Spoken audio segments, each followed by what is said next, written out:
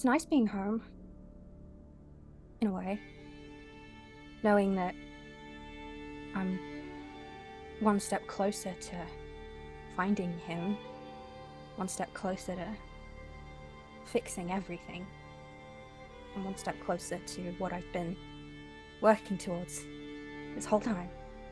I don't know how much further I can go on past Hamlet, though.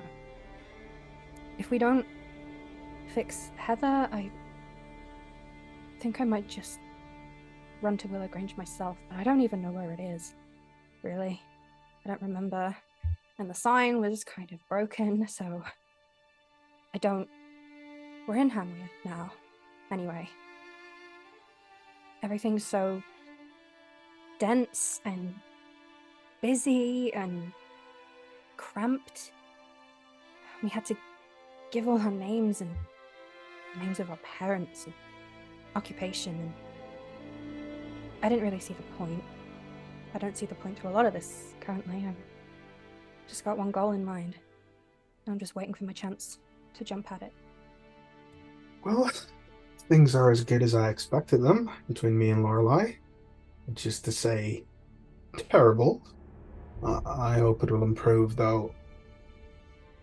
I have not often been the one to bury the hatchet. It's usually buried for me. I am so glad to be out of Stensia. That graph we found, it was...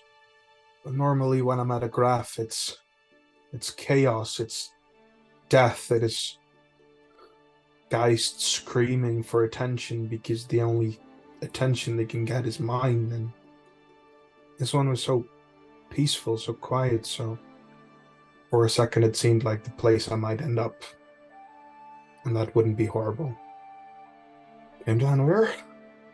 Oh, they had to write us in. Things seem bureaucratic and terrible.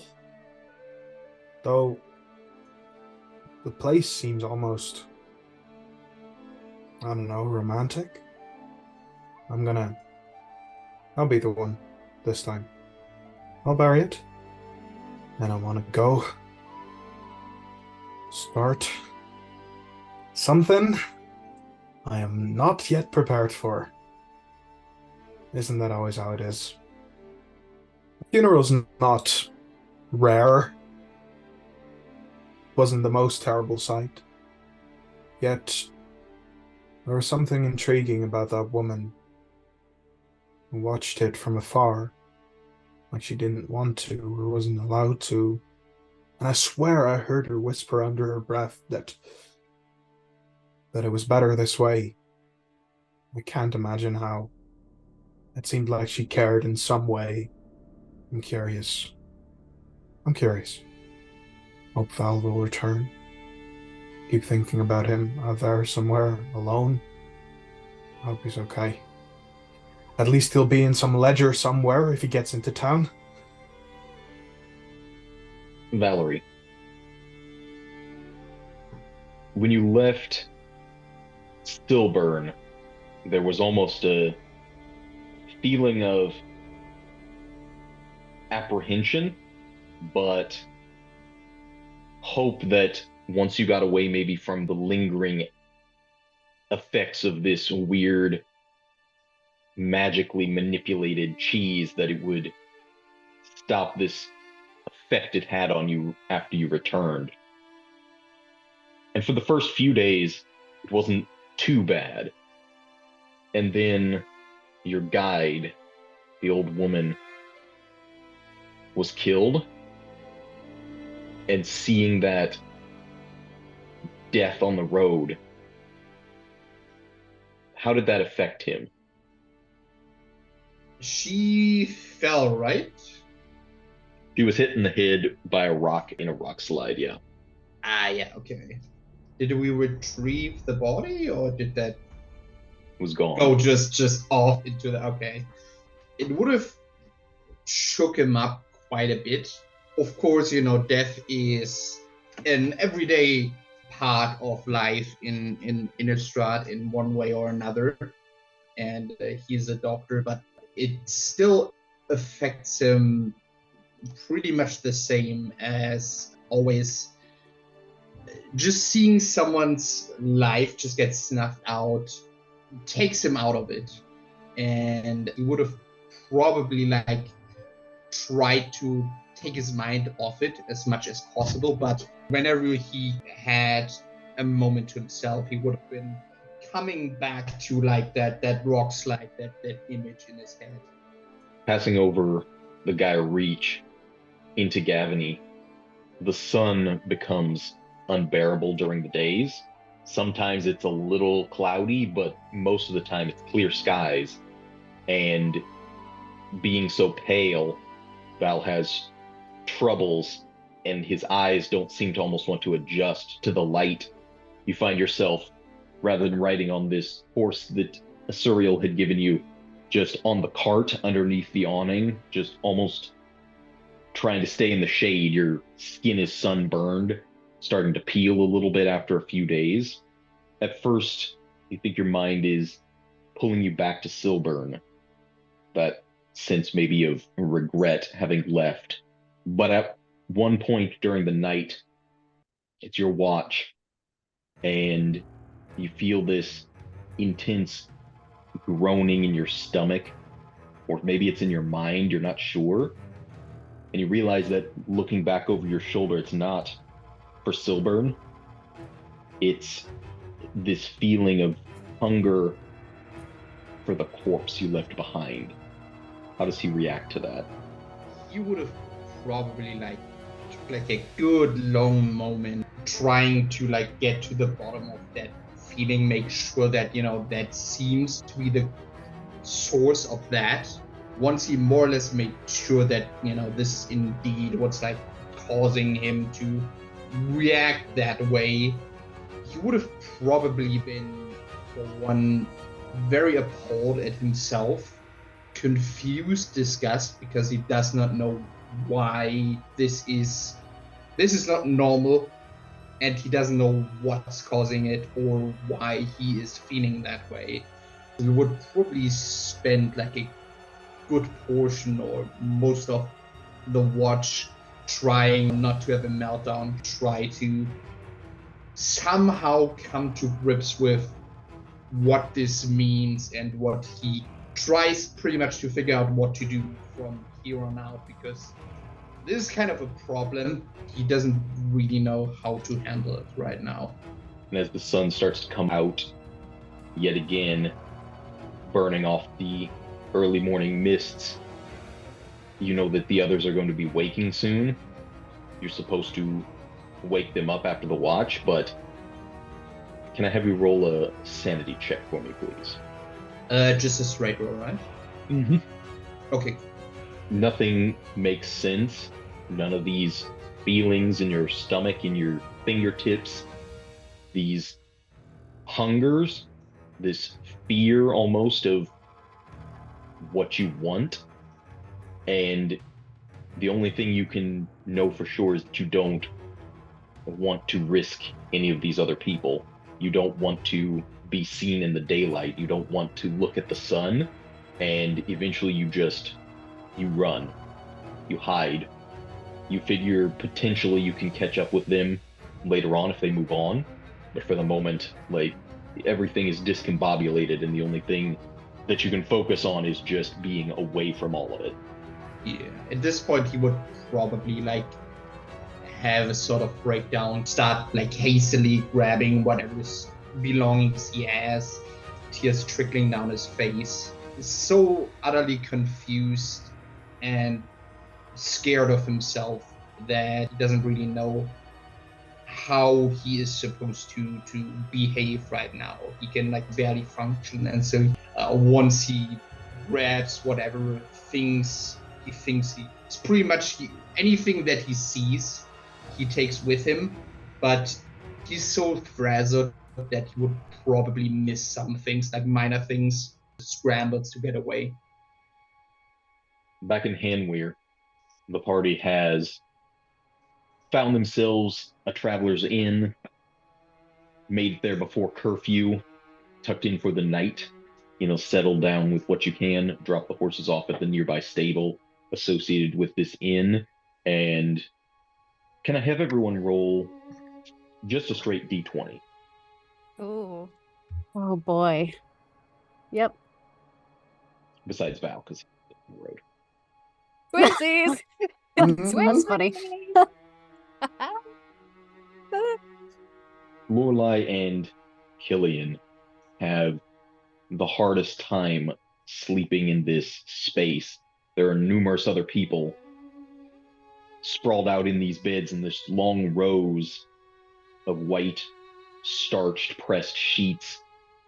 Rather uncomfortable, not designed for, well, comfort. And the sound of Acrio snoring is not helping. Amrita, you finally make your way to sleep, but the two of you, Cillian and Lorelei specifically, find it nearly impossible to sleep this night. What do you do about it? Spend a decent amount of time pretending that I don't see Cillian is also awake.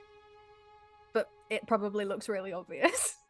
I'm like sitting upright in bed, sort of throwing something, catching it, throwing something, catching it, thinking about throwing it at someone. I'll throw it up and catch it.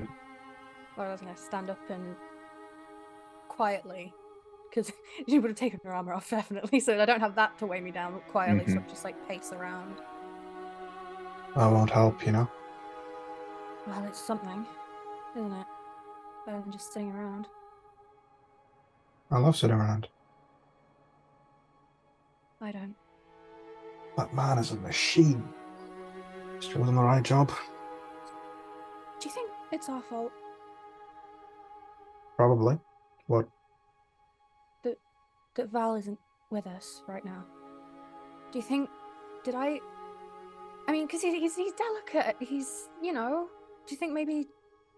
I don't know, me yelling at you, like, freaked him out, and he decided he would just rather try his chances on his own than be with us? Well, that's a nicer narrative than I had in mind, so let's hope it's that. In my mind, he's... You know this. Gavany tends to hide its fangs. What are you suggesting? You gave him that stone. Your... Ah, fuck.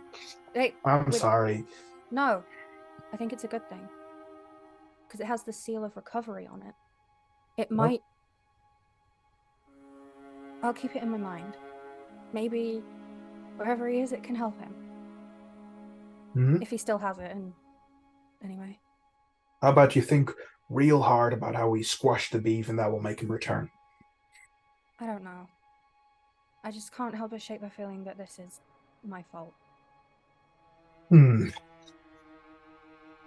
Okay. It might not be. I don't think it is. I just hope he finds his way to us. This conversation is enough to wake up Amrita's acute hearing. What are you guys talking about? Why are you even awake? How are you not awake in this bed? Well, now you are. Slept on Sorry about worse. that. Yeah, you have. Amrita just lays back down, puts the cover like over her head. Okay. I should stop waking people up. I'm sorry. I don't know, you can try waking Acrio up, it might reset his snoring. Ooh, hell yeah, let's do that. No, the thing I've been don't. throwing. Like that, it comes out way more like aggressively than she means to. Sorry. It will help everyone in this room. Just don't, okay? Okay, yeah, I Let got him it. sleep. Yeah, I will. I'm sorry. Okay, I'm sorry. I am too. I didn't want this to, you know, be your last memory of me. So it's gonna stick in my mind for a bit. that's why I at least want to fix it before anything happens. I promised you not to lie, and I did about some things. I'll be better. That's a promise. And I will say that it will happen again, but how about a word? Something you say to me to snap me back into place. Choose one. Like a curse word? That will get my attention. No. You're not a dog. You don't need... I don't need to tell you to heal. I'm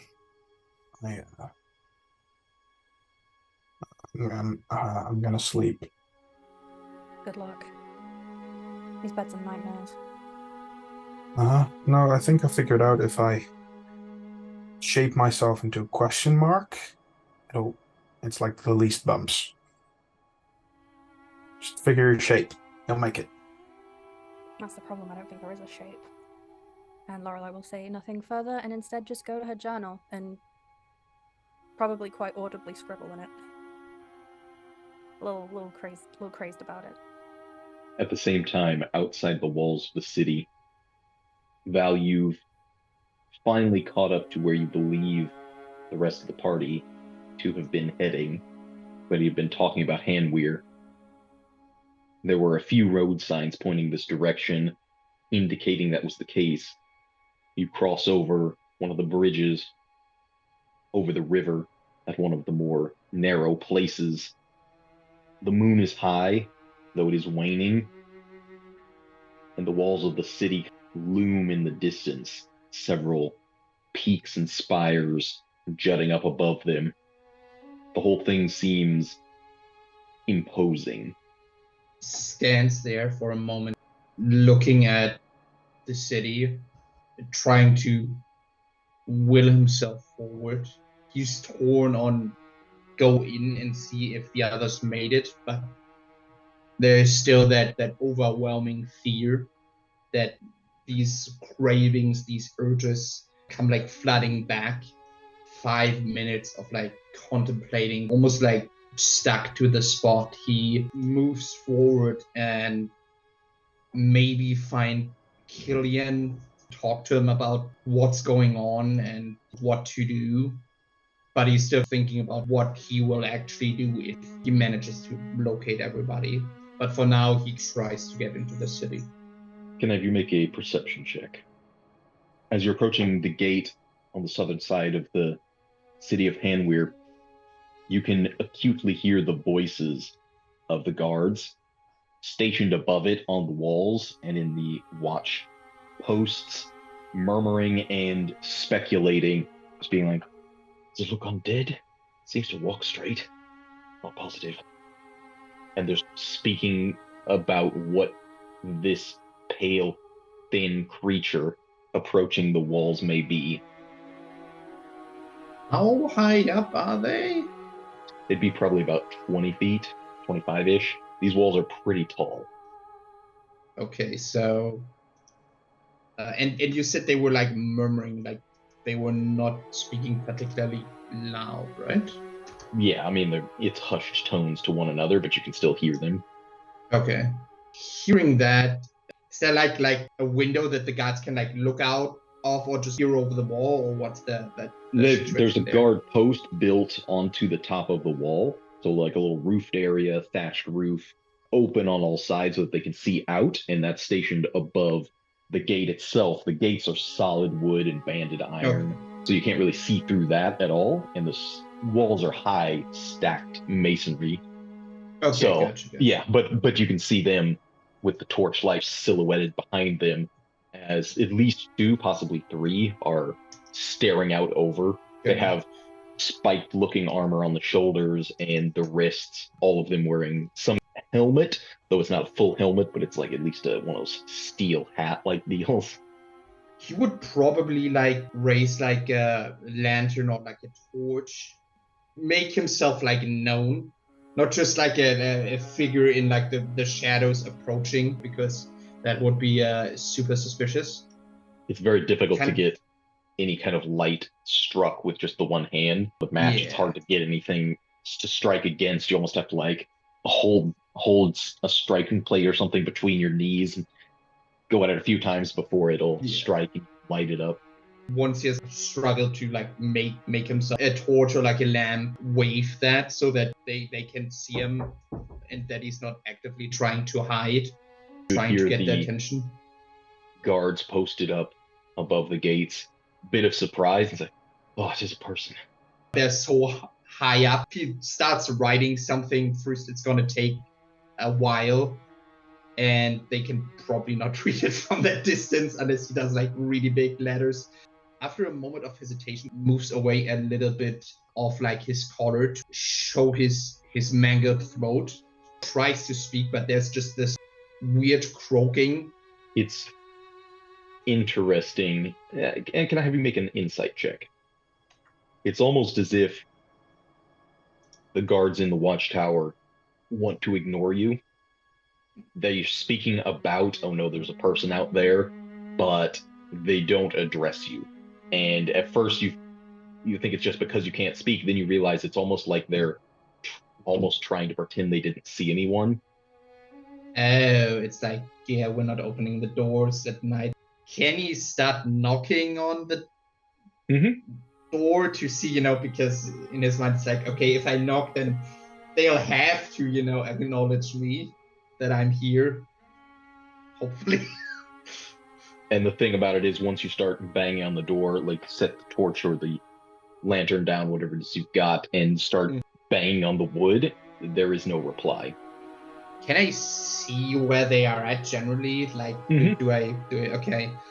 If you get up right next to the door to knock on it, you won't, because it's set. The stone is like, there's an overhang and the gate is set back a little ways, so you'd have to step back 5 to 10 feet before you can see them. And some of their weapons on the edge of the guard post looking out.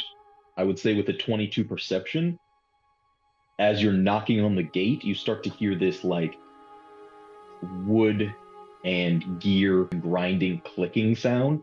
And as you step back and then look up, you realize it's not the gate, but over on either side of the post, a little ways off, these massive ballista have started to turn your direction. Cool. That's Henweir, oh Henweir. Looks at this like, oh shit. Fiddling for like his coin pouch, holds it out, lets the coins jangle. So like, hey, if you let me in, I can pay you. Make a persuasion check, but it'll be at disadvantage. You're about to turn to a fucking shish kebab. Disadvantage, you said. Okay. The gate definitely doesn't open. Ah, shit.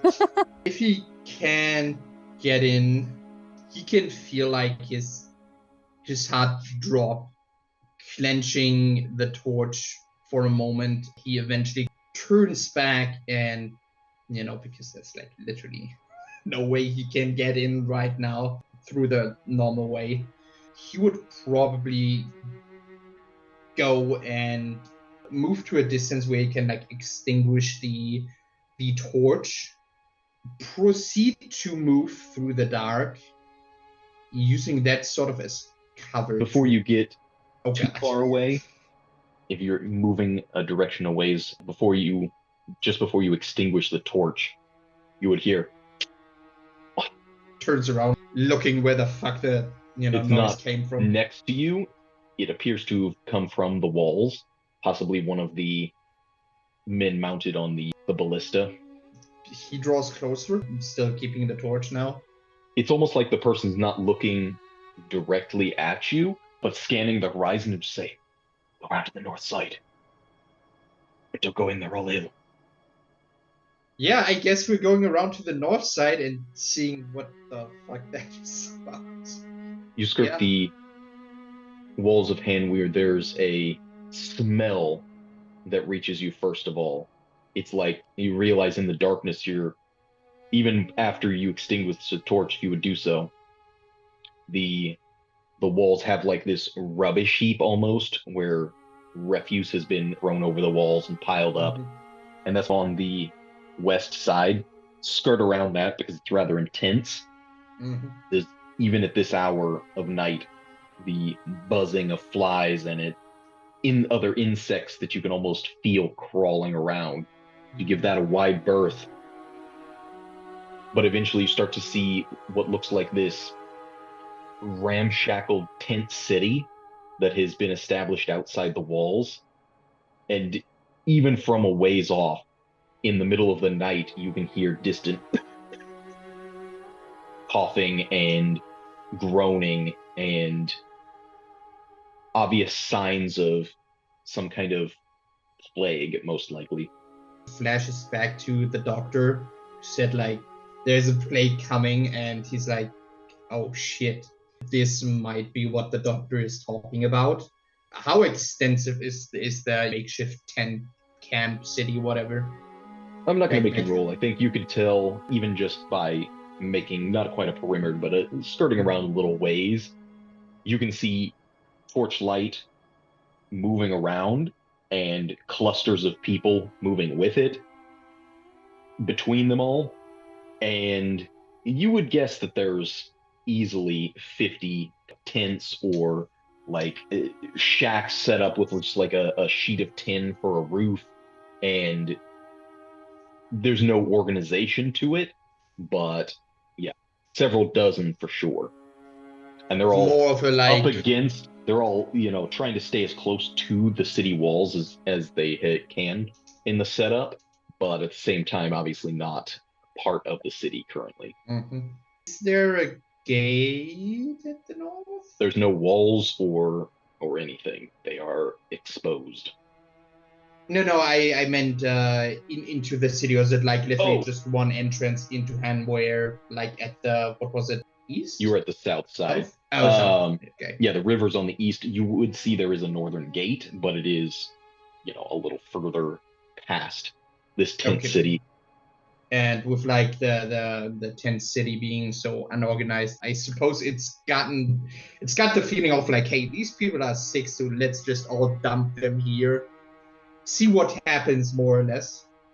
Wouldn't get too close. Try to get like glimpses if you can see, any sick people or what the general status of like, health is. Poor. I'll have you make a medicine check, but yeah, you can tell very obviously these are not generally people who are well.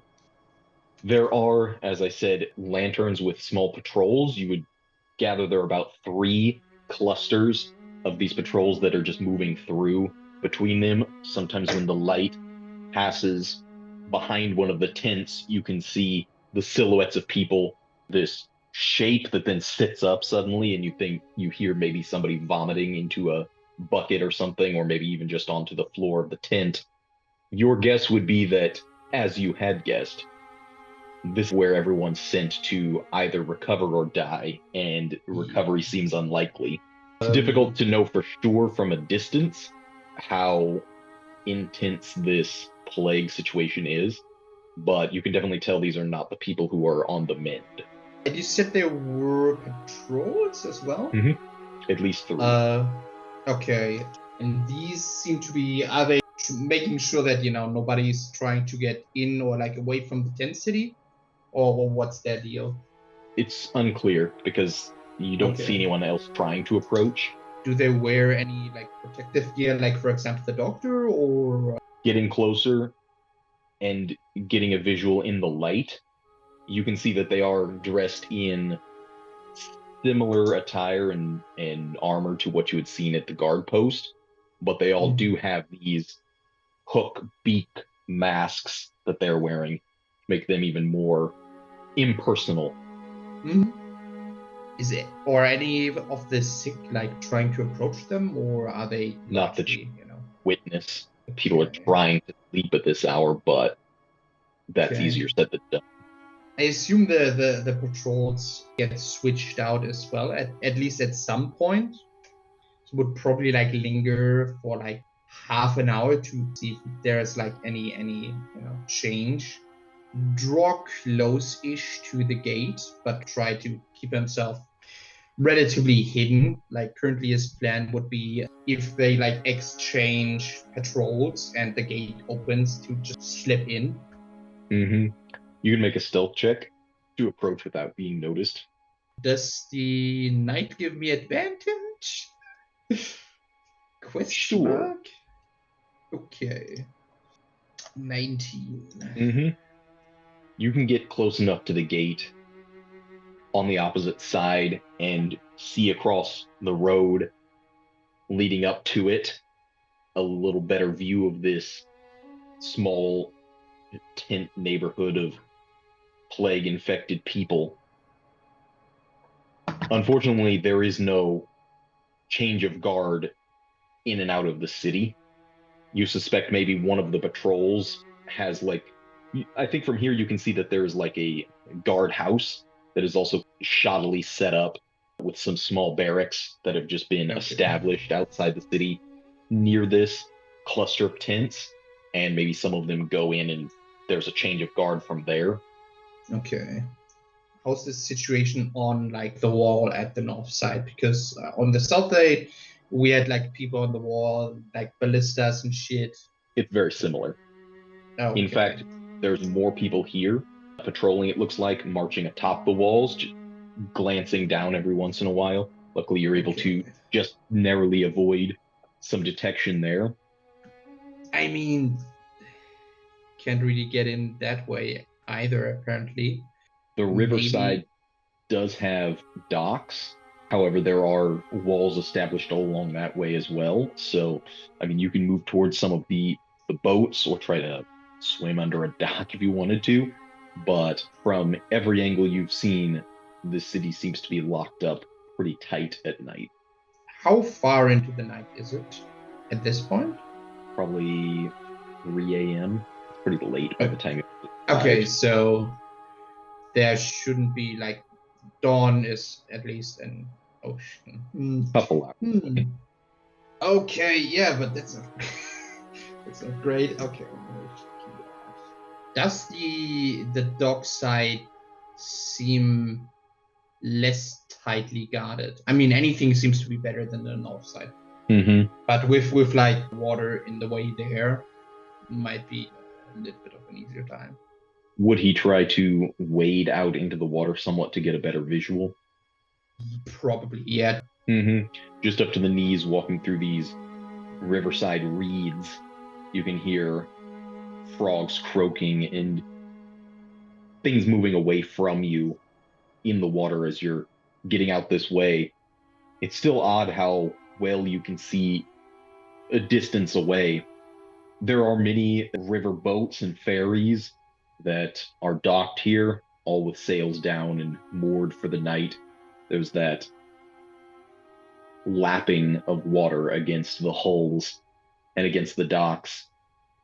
You see maybe 3 to 5-ish movement points of light patrolling outside the gates, just making sure there's no disturbances or potentially theft or whatever on the docks. But the gates themselves that you can see for merchants coming in and out or people being ferried across the river, as with everything else, they are closed. People on the walls as well, or as far as you can tell, yeah. Okay. There are more of these ballista set up as well. That seems to be an ever-present thing around the perimeter. If you watches the wall, are there like any spots that are sort of a either blind spot or like, you know, neglected where guards don't seem to pass by as frequently? Or Firstly, what's your armor class? 15. Oh, Okay. that's not good. As you're wading through these reeds, you suddenly feel something latch onto your leg, and it is yanked out from under you. Your face hits the water. Probably scramble out of there because probably made a splash, so noise is scampering over back to the shoreline and try to avoid detection. You can see the reeds parting as something is moving, and this thick, knobby, like bloated hand reach out and grab onto some of the reeds, pull itself out, in this half-rotten face of somebody undead is just trying to claw its way out of the river toward you. Oh, that's cool. And yeah, you can make a stealth check if you would like to hide from that. Yeah, what the fuck? I assume this one would be normal roll, right? Because of like the splash and shit. There is more voices up on the walls, and porch lights, they're not being able to be shown down exactly in beams, but you see a few more pinpoints of light come up and people trying to scan that area.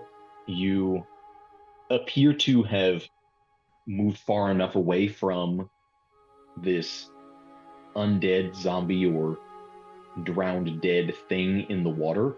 However, you do start to hear a few voices that seem to reference you. He tries not to panic, briefly hyperventilating, but tries to calm down. Firstly, let's move back further. He could go into the tent city, but that doesn't get him into the city, so that's not gonna be of much help. There's kind of that sense of dread as he's thinking about the idea of the sun coming up over this place, but it is an option. You know, cities open their gates, or at least allow people in and out. From your time traveling with the Vistani, that's pretty common for cities to be open during daylight hours. As uncomfortable as that will be for him. Yeah, okay. In that case, he would probably fall back into like a more forested area if there is anything nearby. Just Probably kind of a small grove. Yeah, wait for dawn to rise and then make his way over back towards the gate. Probably on the south side. Also gives him a little bit more time to let his clothes dry and stuff like that and make sure they're not too dirty. That stuff. As dawn approaches, has Lorelei been able to sleep at all? How about a roll for it? Sure. Because I don't know the answer to that question. What should I make, like Constitution, just to see if she's... I just roll a regular d20. You know what? Yeah, that's so true. So true, bestie. That seems like sleep. Eventually, yeah. Hell yeah. I don't like that you asked me that. I'm not dreaming. I was about to say, make a sanity check to go along with that. Yeah! Oh, damn, there it is. A lot of people in this room to share a dream with. Oh, let's go! Let's go! Let's go! Everyone's coming into this shit now. I'm bringing you all in with me. Oh, Come on, Jake. With a natural 1, Acrio, you had gotten the best night's sleep of anyone in this group, and your internal clock just knows it's getting close to sunup, if not already getting a bit of light shining in through the windows of this traveler's inn. You stir, your immediate feeling is just like, why am I not coated in armor? You know, why am I so exposed? It's just always that feeling of like, everything is too light, everything is too soft, even in these uncomfortable beds. And the first thing out of the corner of your eye you see is the hammer standing, as it always does, on the edge of your bed. But behind that, there's this figure that seems to be seated almost like you've seen those old paintings of devils that sit on people while they're asleep. It's like that, this shadowy, cloaked figure just sitting on Lorelei's body. Oh, good. Is it a sleep paralysis demon? I feel like sleep paralysis demons are only visible to the people in it. Yeah, well, I don't know if I'm just dreaming and just fucking snug me. It's... You startle somewhat when you see this. Everything feels physical. Everything feels awake. And as you move just a little bit, this figure shifts. You see these almost like silver flickers where the eyes should be, and tears that are streaming down this black face as the shadow splays out and just lays almost under the covers next to Lorelei. And from the angle, it seems to vanish. That happened. You won't spoon me. I had to get someone else too. I'm taking 8 psychic damage. Yeah, he'll just hold on to that little nugget and put a pin in it. Put a little pin in his head. Put that on the bingo, Robin. Put that on The the fucking bingo. bingo. The bingo. He'll get up and move over to shake her awake. Gently, not in a panic. Just It's time to wake the fuck up, samurai.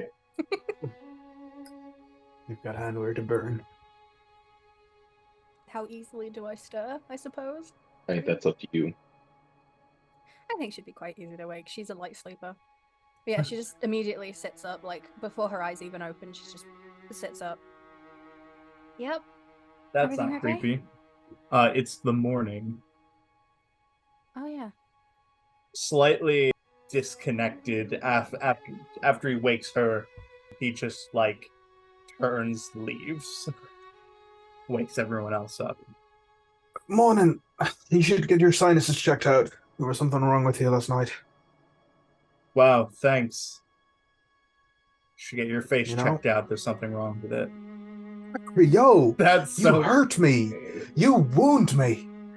Thank you for waking me. This bed is... Yeah, I'm sure we'll be feeling it in our backs for a little while. Get out. Do a squat. Same with Amrita. Like up, rubbing her eyes and everything. Get up and stretch. Just like, oh, what time is it? I need to, want to accompany me to the post, Lorelei? Post? Yeah? Yeah. Sure. Alright, I've got my own thing going on today. So I will see you tonight. Are we sleeping here tonight? Or are we planning on leaving Henware as quick as possible? I have no idea. No, but... I'm going to say, let's wait for Val, because he knew we were going here. At least a couple of days. If he doesn't show up, I don't know. He might be... Dead? I wasn't going to say that. Ill. Ill is more like it. I noticed that he looked rather haggard before going across the reach, but... Yes, Lorelei. Accompany me to the post. Horribly sick or dead. Let's keep our eyes out for black wolves, yeah? Report back here tonight. Let's hit the town! As you do, Amrita, can I have you roll a d10? Oh, no. Yeah. You're up at the crack of dawn. The streets are still cloudy. You notice it doesn't appear as if this is like Korsava or Silburn, a place where torches are lit at night. Everything was incredibly dark the previous night, and there are no burned out torches on street corners or anything like that. However, you do see, almost in the intersection of two main roads, this group of soldiers, one set bearing crossbows, the other shields, and they are in some formation drill. The shieldmen moving up almost in like this shield wall line, and the crossbowmen then practicing like moving up and firing between them. Does any of the weapons look like they are silvered? Doesn't look like it, not from here, and you don't get that like uncomfortable sense near any of them. At least none of that are drawn, unsheathed. Yeah, she'll check back a few times to see if she's been walking too fast to make sure Lorelei's caught up and everything. I was in and out last night, but I guess the two of you spoke. In a matter of speaking, yeah. Yeah. For the post, I need to see if that letter I sent was picked up or not. And maybe perhaps we can send another to Constantine, maybe, if you'd like. You could write it yourself, even, if you wish to try and write something to repel him. I mean, I don't know, the last letter didn't really seem to be addressed to me, so I feel like maybe I shouldn't. That seems, you know, this is your road of communication. Right. Maybe it would compromise whatever thing he said he was looking into with my whatever's targeting me. I don't know. I just don't know what to say. I'm not really sure either. We can write it together, though. I don't mind helping. I'd love to. Yeah, Post offices else? are good with directions, right? Pretty sure? Typically, yes. Why? Good. No, I just, there's something I want to ask them when we get there. And as you have that thought, you realize you don't have directions to the post office. There are people getting out on the road this morning. Obviously, farm worker types mostly, those who even after washing and bathing and cleaning themselves still smell like fish and docks as they're getting out on the road. The city of Hanweir, many of the buildings are multi-storied, half-timbered, stucco and stone type construction. Not a lot of brickwork, and you find that in this city, most of the buildings are built onto the road, the bottom layer being set back, and then the upper part sticks out several feet before the rest of the building is built up, and it's all braced that way. Very Tudor. I like it. Yeah, as you're walking along the sidewalk, you start to realize the reason as people are waking No! up and Oh no! maids and house cleaners and residents are all emptying their night soil pots onto the road. And you have to, luckily, staying underneath the buildings, you are not sloshed with anything. But it's particularly disgusting for Amrita because the smell of the cities are just rank compared to the wilderness that she is used to. Oh, it did not even smell this bad when I lived in the Lemholtz. Oh, Yeah, that's what happens when it marinates all night. There are horses and carriages and riders starting to move their way up and down the road, as well as more guard patrols. So you can ask anyone you would wish for directions to the post office and find your way that way without much difficulty. Lorelei will sort of hail down the next guard patrol that passes them, and excuse me, the post office. You wouldn't happen to know the directions to it, would you? Of course. We're new here. Thank you. Traveler. Right. Well, stay safe. Keep out of trouble. There's nothing out of the ordinary in Hanweir. Thank you. And I'll just nod to Amrita. There is no war in Ba Sing Se, head ass. oh my gosh. And yeah, you can find the post office. It is Hopefully- a multi-story building as well, most of which seems to be associated with a stables, probably for the riders that come in and out of the city, delivering messages and bringing them to you. There's a thin, wiry man behind the desk with these spectacles, well-trimmed mustache and goatee. I think Lorelei would see there's this weird moment of this tension there. Amrita's almost probably looks like there's hesitation in her eyes, and she's not really expressive when it comes to emotions like that, but she approaches anyway, just disregarding it. Excuse me, I was wondering if I could inquire about sending postage and wondering if the And that is postage what that we I'd do. sent here. Oh, but on another matter, I sent a letter to this location for a specific person. I just wanted to know if they got it. See him reach over with this steaming mug of coffee, rolling his eyes. What could the name be? Delmar, first name Tiberius. Goes over to this set of cubbies that have all been set up with slots for letters that have been delivered or ones that are outgoing. Seem to have been organized distinctly by alphabet, and approaches the section with the last name D. Quickly, with a flick of his wrist, grabs one and brings it to you. Yes, Tiberius Delmar. And you instantly recognize your own handwriting on it. Will you be picking up? Are you an associate of Mr. Delmar's? Yeah. I'll just take it back. Very well then. Is there anything else? Lorelei's just watching Amrita very closely.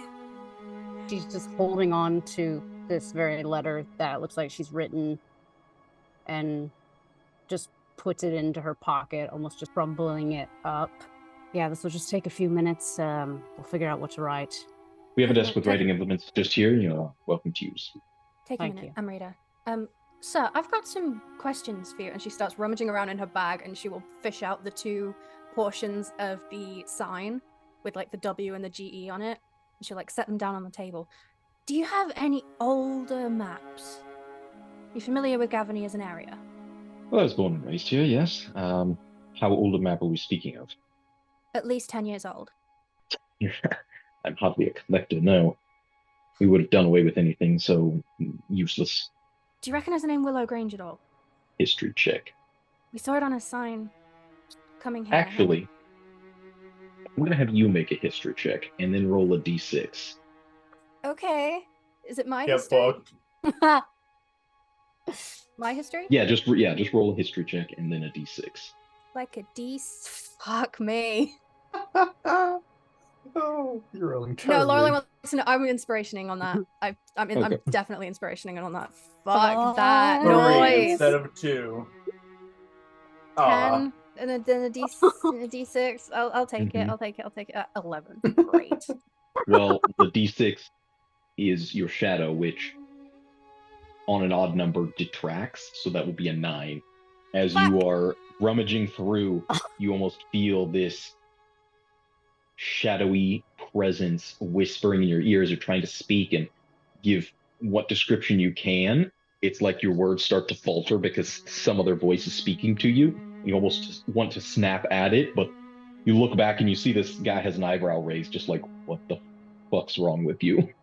She sort of pushes the parts of the sign further across the desk. Willow Grange. I need to know where it is. If you don't know, can you tell me who would? Is there something wrong with you? Like right now or in general? Either one. I just need to get to Willow Grange.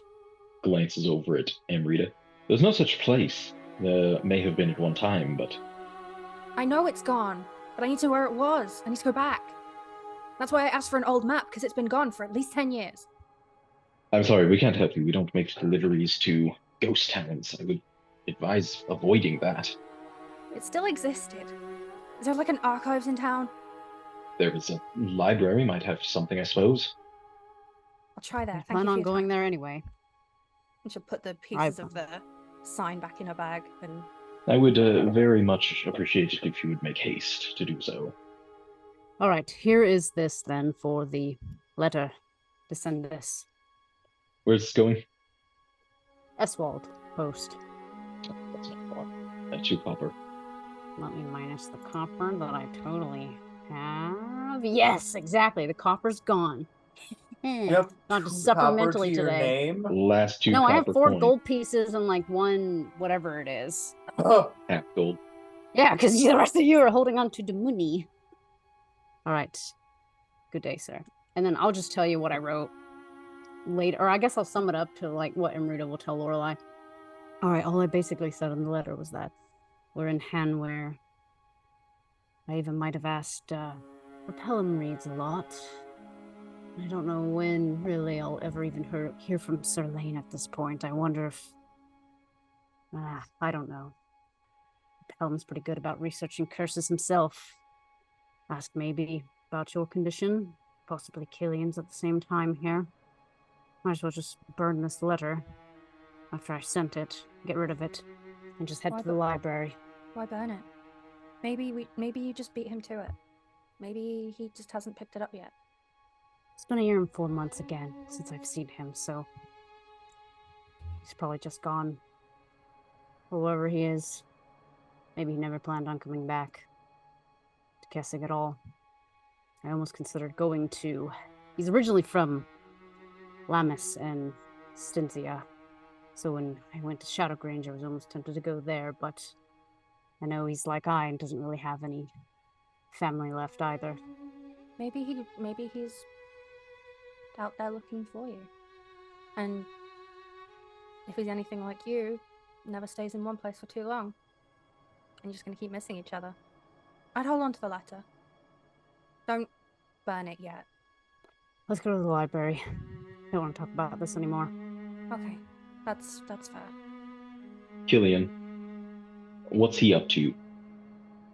What are his goals for the day? First off, he's strolling through Henweir, kind of get a feel for the place. He's been here a couple times. I think it's a place he sort of likes. And then he gets almost a bucket of shit dumped on him, and he realizes he doesn't. Realizes cities are the worst. Yeah. He walks past the church, looks up at the tower. Pretty impressive one. Seems decorated. The interesting thing you'll find after you pass this rather impressive bell tower on this cathedral, you make your way down through one of the streets, just exploring, not looking for anything in particular. but after 8 to 10 blocks or so, you find another church, which is unusual for most towns. Corsiva may have had one, but Silvern and Braylet, none of these other little towns you've been to have had more than one chapel or cathedral. And it's like interesting to find another. It's like, why don't people just go down to the main one?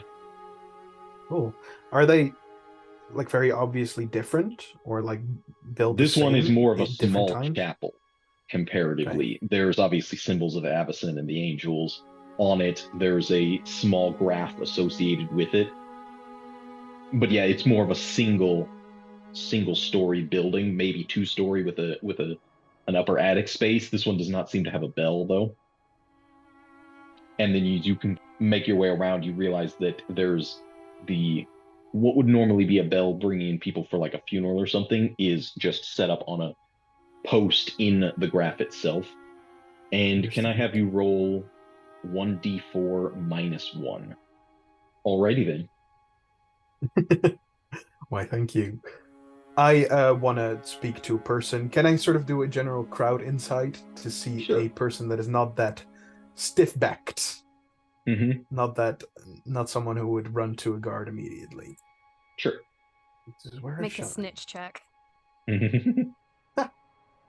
Yeah, you I can know find snitches. out in the early morning this older woman on the stoop, the doorstep of her residence, having this, like, setting up this loom that it looks like she's about to start working on some weaving. Ma'am, could I bother you with a question? Traveler, are you? New to Always. Hanweir? Very. Bring a caravan with you? I'm afraid I have not. I don't have much to trade. Pity. Here with a couple other friends. When she says pity, it's almost like a physical reaction of like, whoa, that's been a while since someone has reacted positively to my family existing. The Vistani always have the best textiles and yarns. I was hoping to get a new color. I'm low on blue. Well, you've reached the perfect person because I don't have much with me, but I do have fabrics. Let me see if I have some for you. I think I have some. Like, I don't think it's much larger than I'll have you roll. 2 square meters. What's your level of supply? 3, right? That's a great way to do Yeah, that. so you can 3. roll percentile and hopefully get 30 or below. Nice. So yes, you will have some blue yarns. Mm-hmm. You've gotten into them already, but there's still a decent amount left on it. A friend of mine tends to wear blue, so I don't want to push it all away, but I can trade with you on some. Well, that would be wonderful. Yeah, I give her like half. She will tuck it into this bag of yarn that she has at her side while she's working. Please have a seat. Thank you. Thank you. So I was wondering, I am, as you're saying, new to town, and I'm planning on visiting some of the drinking holes, some of the places, and I was just wondering, which place should I avoid? You know, there's always a dodgy place where the not nice types tend to gather around, and I just don't want to get in their ground, you know? The worst place, of course, would be where the ill have been sent outside the city. Terrible, terrible thing, but not the first plague we've had. You live as long as I do, and you see people come and go. We didn't see them coming into town, are they? It's all on the north side. They said the closer to Thraben, the better. That's all superstitious rot, but what can you do? Have to put them somewhere. Well, there tends to be a nugget of truth in superstition. Let's hope. We're right. How many people would you say? Oh, I haven't been keeping track. I don't go that way myself. My health wouldn't allow it. I would be too susceptible, I think. That does make sense. Well, I want to thank you for your time. Are they being buried? Burned? Do you know? I believe they have set up a plague graph outside the city. Looking for places to avoid. That would be the one. And if you want to stay out of trouble, I would stay away from the docks. Bunch of ne'er-do-wells. Wow. I can't believe I ran into the perfect person. Thank you so much, ma'am. You can keep that. I don't need anything I can't say in return. I didn't spend my earlier years, visiting every once in a while, but that's all behind me. No, no, tell me about it. Come on. Make a persuasion check. Oh yeah. You're gonna hear about Granny's back alley tricks days. Granny's crime days. Let's go. Yeah, she would tell you about a ferryman, sprinkle in a bit of lore because she can about how merchants that come through Handweir, especially from places like across the Gaia Reach and Stinzia, selling many goods, but mostly things like wine, will sell them in Handweir, and then the barrels are just shipped down the river, and they just go down the falls and are collected in the Lake of Herons to be taken to Thraben. And so then people have to go and make their way back and forth up and down the River Kirk to recollect all these barrels that have been emptied and, sent back if they're not shipped back on the road. So, yeah, she used to know one of the ferrymen who worked on that. And, whenever he was back in town, it was always a little bit of an adventure. Cillian, I don't think he is. He is interested, but he is feigning being the most interested he's ever been in anything. Mm-hmm. So the water flows upstream towards Thraben, then, yeah? Well, I suppose if you were looking at a map, it would be kind of a north easternly, if I'm recalling correctly. Oh, I wish I'd have been you in my youth. It sounds delightful. I'm afraid I do have to cut this meeting short, though. I have business to attend to. Thank you for your time, ma'am. Thank you for the pleasant morning. Of course. Everywhere's pleasant with me. I stand up, I do a little twirl, and I immediately head for the place she said was dodgy. Mm-hmm. The first thing on Acrio's agenda has to be attending to his cart, stoking the fire, making sure that the embers of the forge that he has transported with him are maintained throughout the day, whether or not he's going to do any work. It's a constant process of making sure that it doesn't go out so that you don't have to venture all the way back to the forge just to rekindle it. Since, unlike everyone else, Acrio doesn't actually have anything important to do, he is going to just spend the day relaxing, which isn't relaxing. He basically meanders over to a general store, buys some parchment and maybe a quill, some charcoal, wanders back to his cart just to like he'll sit on the top of the stones where it's warm, so like the sun's coming down on him and the stones warm his back, with like his back leaned up against the chute that comes out the top, and he'll have his hammer sitting next to him, and then that cold metal sitting between his legs. And the first thing he'll do is just see if he can make more of it. Like, he takes 50 gold from his hand and a little bit of experimenting, see if he can turn that gold into more of that cold iron. What you find is, while the power of the angels channeled into this form of creation, taking one thing of value and making it into another, will produce iron that is initially cold to the touch, or steel if you try that. This black iron has some intrinsic enchantment to it that cannot be instantly replicated. Yeah. And then once he knows that, he assumed, and then he'll just idly throughout the day repeatedly ritual cast detect magic, just observing the intricacies of a painting. He'll look at both his hammer and the iron, just with his senses becoming sensitive to magic, just see if he can pick apart the details of the items that he carries. Doing a little bit more study of them, and potentially how to replicate something like that in the future. You become aware of this like humming sound, not like a buzz, but more like a person who is humming not far away, and it stops, and that's what makes you realize, oh, it was there for a minute, and you just hear this. Ooh, that's impressive. Look over the side of the cart. You see this younger girl stepping out of the stables with like a broom that she has been sweeping it out with, very disheveled hair and a cloak thrown over her that's obviously patched up and everything, as she's like hasn't realized that you're on top of the cart, and she's just like circling around it, looking at the whole thing a little bit too close and too curious. Yeah, he'll just sit there looking at her until eventually she decides to look up. Yeah, like she had been going over the wheels, like, how do you even make something like this? And then suddenly, like, looks up at where the smoke is. And, oh, oh, I'm so sorry. Yeah, hi, up here. Pulled out of his thoughts. Oh, there's a person here. Right back to drawing.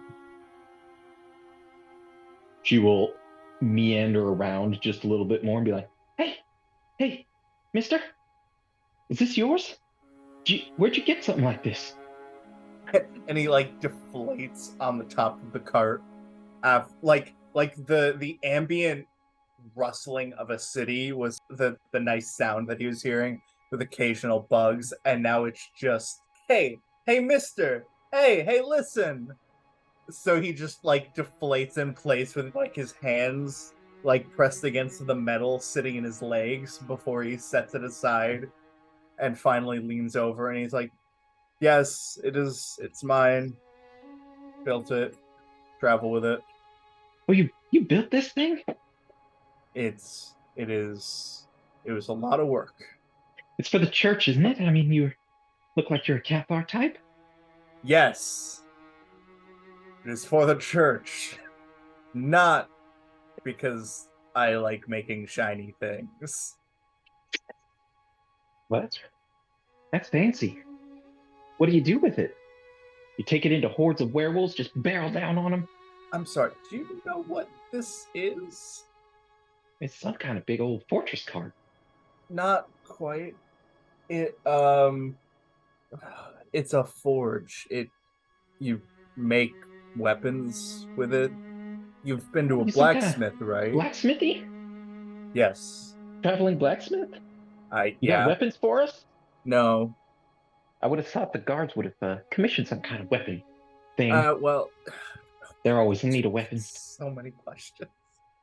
And she will introduce herself. My name's Charity Keene. They're sick. Get the You fuck got away games on from your me. phone. You got games on your phone. You can see that looking down at her, she does have like these rows of just like pimples or something on her face. She has the plague. Obviously has some kind of grab the plague doctor's mask. Periodically, as she speaks, you see her like. I'm guessing you work at these stables. My daddy owns them, and I help out before school.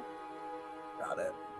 Acrio really being the folk hero that he's. Wow, are you a foot? Yeah, I am. Fuck off, kid. Drinks, takes a swig. They always say throws never it meet your against heroes. the wall. I travel around. I make things. No big deal. The people that guard your wall do much cooler things. Which of the horses are yours? I can feed them extra. They need a lot of energy to pull something like that. I'm not sure. I never named them. I just kind of know what they look like. Well, what do they look like? Big. Probably the biggest horses here. There were 4 really big ones. I almost got kicked in the head. Yeah, that sounds like them. I'll fill their bags up with extra. Maybe they'll be nicer. Yeah, no, they don't get nicer. They have repeatedly not been nice, mostly to me. They maybe they'll like other people a little more. They get along with angels great. Also clerics, basically anyone but me. Who doesn't get along with angels? Angels the best.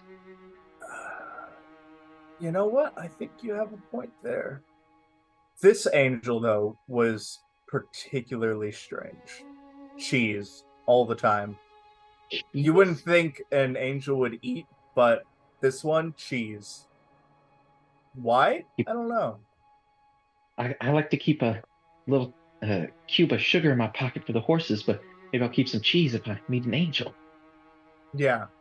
They, I think all of them like cheese. I'm sure this one probably the most normal of all of them. So, hey, maybe they'll give you a blessing if you give them a block of cheese. She like looks thrilled at the concept. In the midst of this conversation, looks up, realizes how high the sun has gotten. Oh, I got to school. And you see her rush off, which is a bit odd because you know that it's the harvest moon season. And when you were a kid, like there was no school during the harvest moon. You had to work during that season. So it's odd to see someone run off to school when they should be working. Yeah. I just assume fucking my Acrio's vision of people in Gavany are just like people that sit at home all day and don't worry about anything. Like, oh, honey, did you forget to plant all of our crops? Oh, no, I forgot. And it's like, oh, it's fine. We don't need to worry about that. We'll plant them next year. Yeah. That's Acrio's assumption of what happens in Gavany. The Okay. swinging doors to the stables suddenly burst open again, and she runs toward you and just, oh, sorry, what was your name? Revito. Acrio Revito. Bye-bye.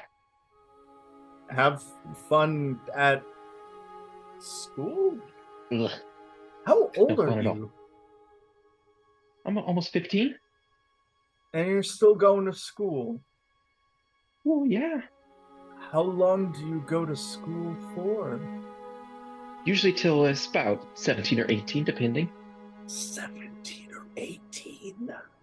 Mom says I gotta get a good education.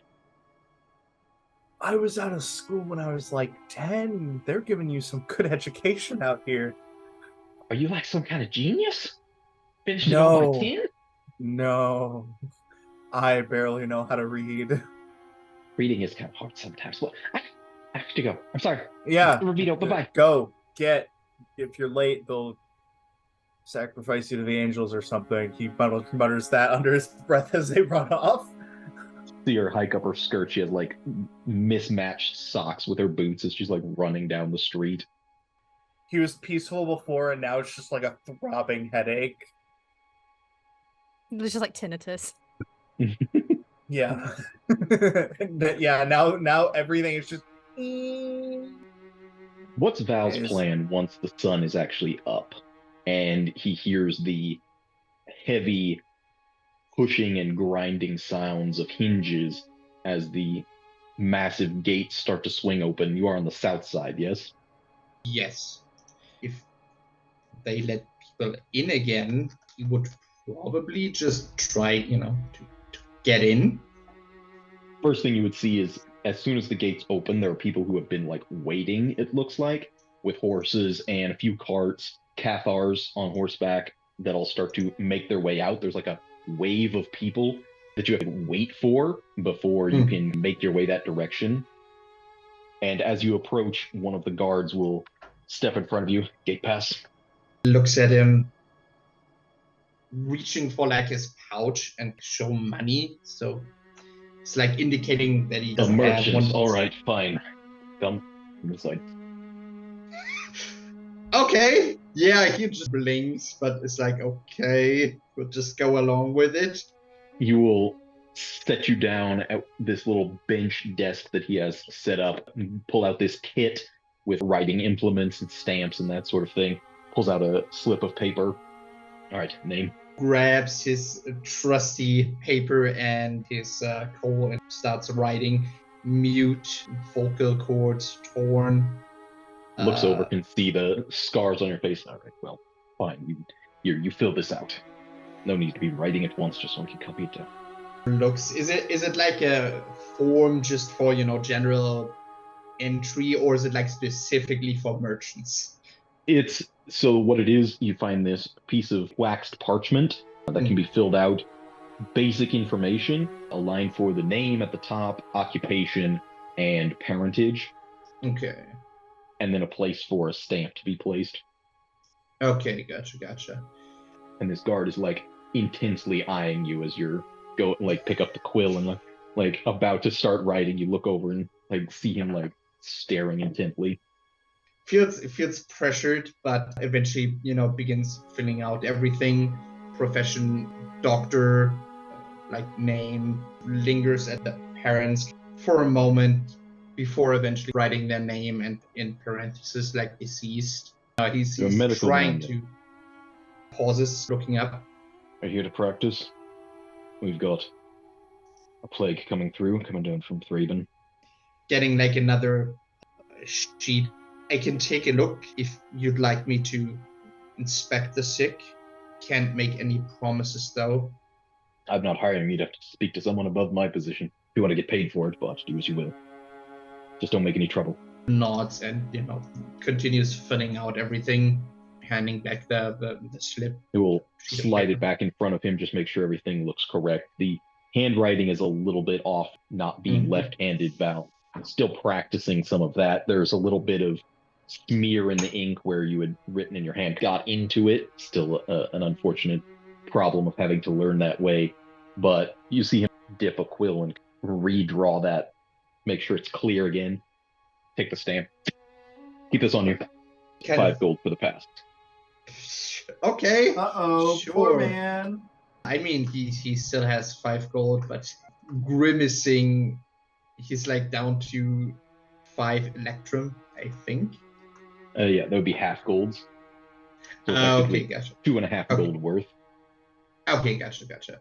Not really much he can do about that. He'll hand over the money. Broke as fuck. Just nodding and stashing away the slip. Takes the sheet again, writing. Did you people come through here? And he just very briefly describes Acrio, Cillian, Amrita, Lorelei. To see. Does he write the names? More like a brief description, because I'm not sure if this guy writing down names. If he's make asked. An intelligence. Okay. The guy taking names for everybody entering the city. You don't know if he took their names. But what if it's a different guy every time and it's not the same one? Well, sucks. Oh, there we go. Just took it. Yeah, you do. As soon as you start to fill out a description of Cathar, eagle on his splint, you realize that if they're writing down everybody's names for these gate passes, it's possible that they have a record. Yeah, I mean, he figures, but seeing as he asks this guy, he doesn't know if, he has access to the records or if he just, takes in, lets people fill out the forms or anything. So just to be sure, looking at him, writes would names help? You see him it takes him a while to read over everything that you're writing out here. Yeah. We do have records if you're looking for someone in particular. Okay, then he would just very briefly write down names. He will go into the drawer with a record set up on this little bench, flick through it a little bit. As we had a few of them come through yesterday, I believe it was. These are all fresh passes. Bows for a moment to express his thanks, and unless there's anything else, he would probably leave. Okay, yeah, I mean, making his way through handwork, he would try to avoid the sun as best as possible without it being super obvious that he's actively trying to avoid it. Generally keep an eye out if he can spot any of the you can make an members. Investigation check. It's going to take a while. Is the way I will say that, especially with you trying to avoid the sunlight. Going down into the roads that are running east to west is difficult. You can almost leap across them over into the next shadowy area, so it'll be a while before he can actually locate anyone, though it does seem as though they are here. Okay, cool. And I will have you roll a D10, please. Nice. You also come across this group, a sergeant issuing orders. in like this drill formation of these crossbowmen in the middle of the street, and people are like giving them a wide berth. You can see that most foot traffic stays back from the guards quite a bit, especially when they seem to be in the middle of doing this military drill, more coordinated than you ever seen even Cathars in their training, though you haven't witnessed it like at the Elgid grounds, but these people seem to be regimented beyond what you've ever seen. It's almost eerie to watch how strict their lines and formations are. Okay.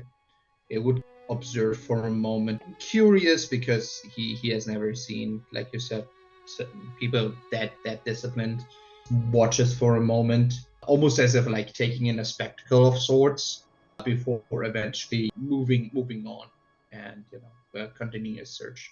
At the same time, Amrita and Lorelei heading down to the library. I suspect you can get directions for that just as easily as the post office.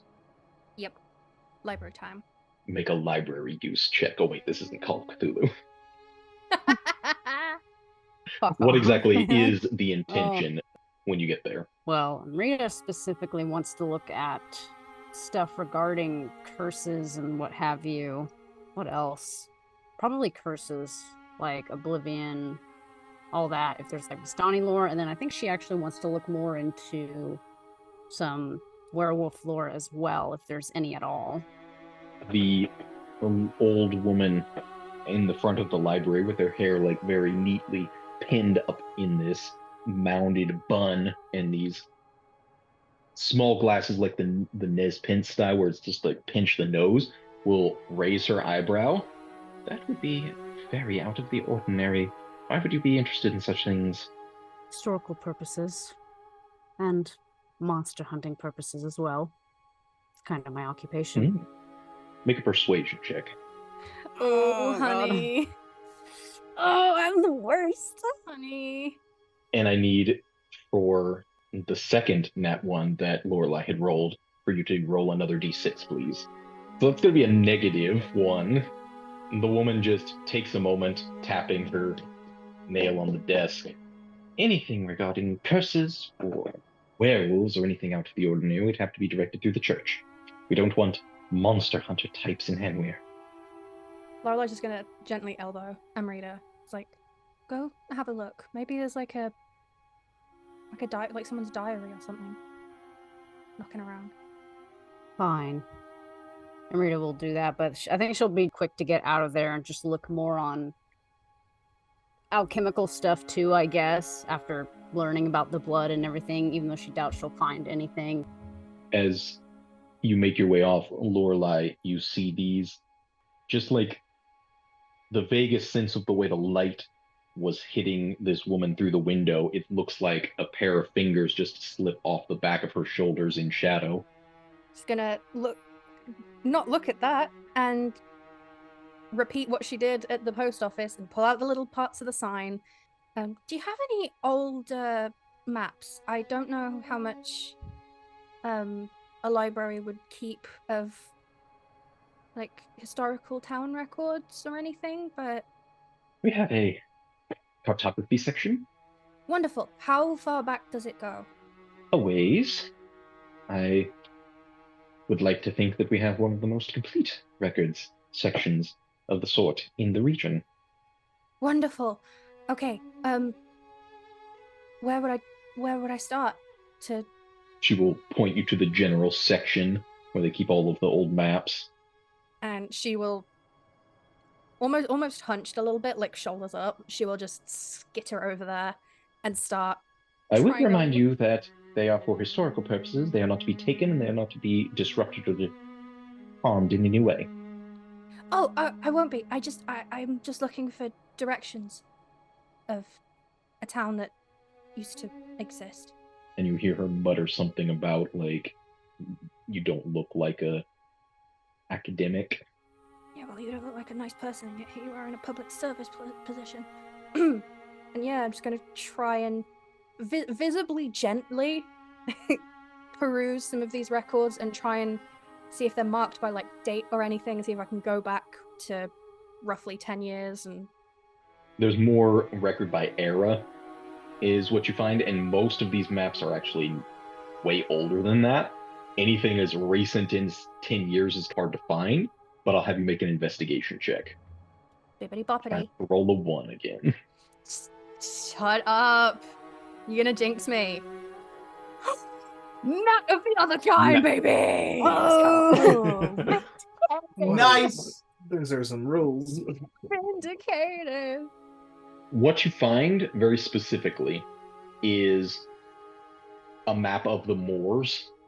It's hard. At first, you don't even really recognize it because you've never really seen the region topographically, but you quickly recognize the Gyre Reach Mountains to the west, Hanweir and Estwold to the north, Kessig to the south, and the positioning. And what you find is it's more of the map was intended for like people who are going out for like peat, people who are harvesting things off of the moors, as well as like hunters and landmarks to avoid, game trails and that sort of thing that have been found, although you suspect this is very dated at this point, but there is a little town listed called Willow Grange in this region where willow trees were known to have grown.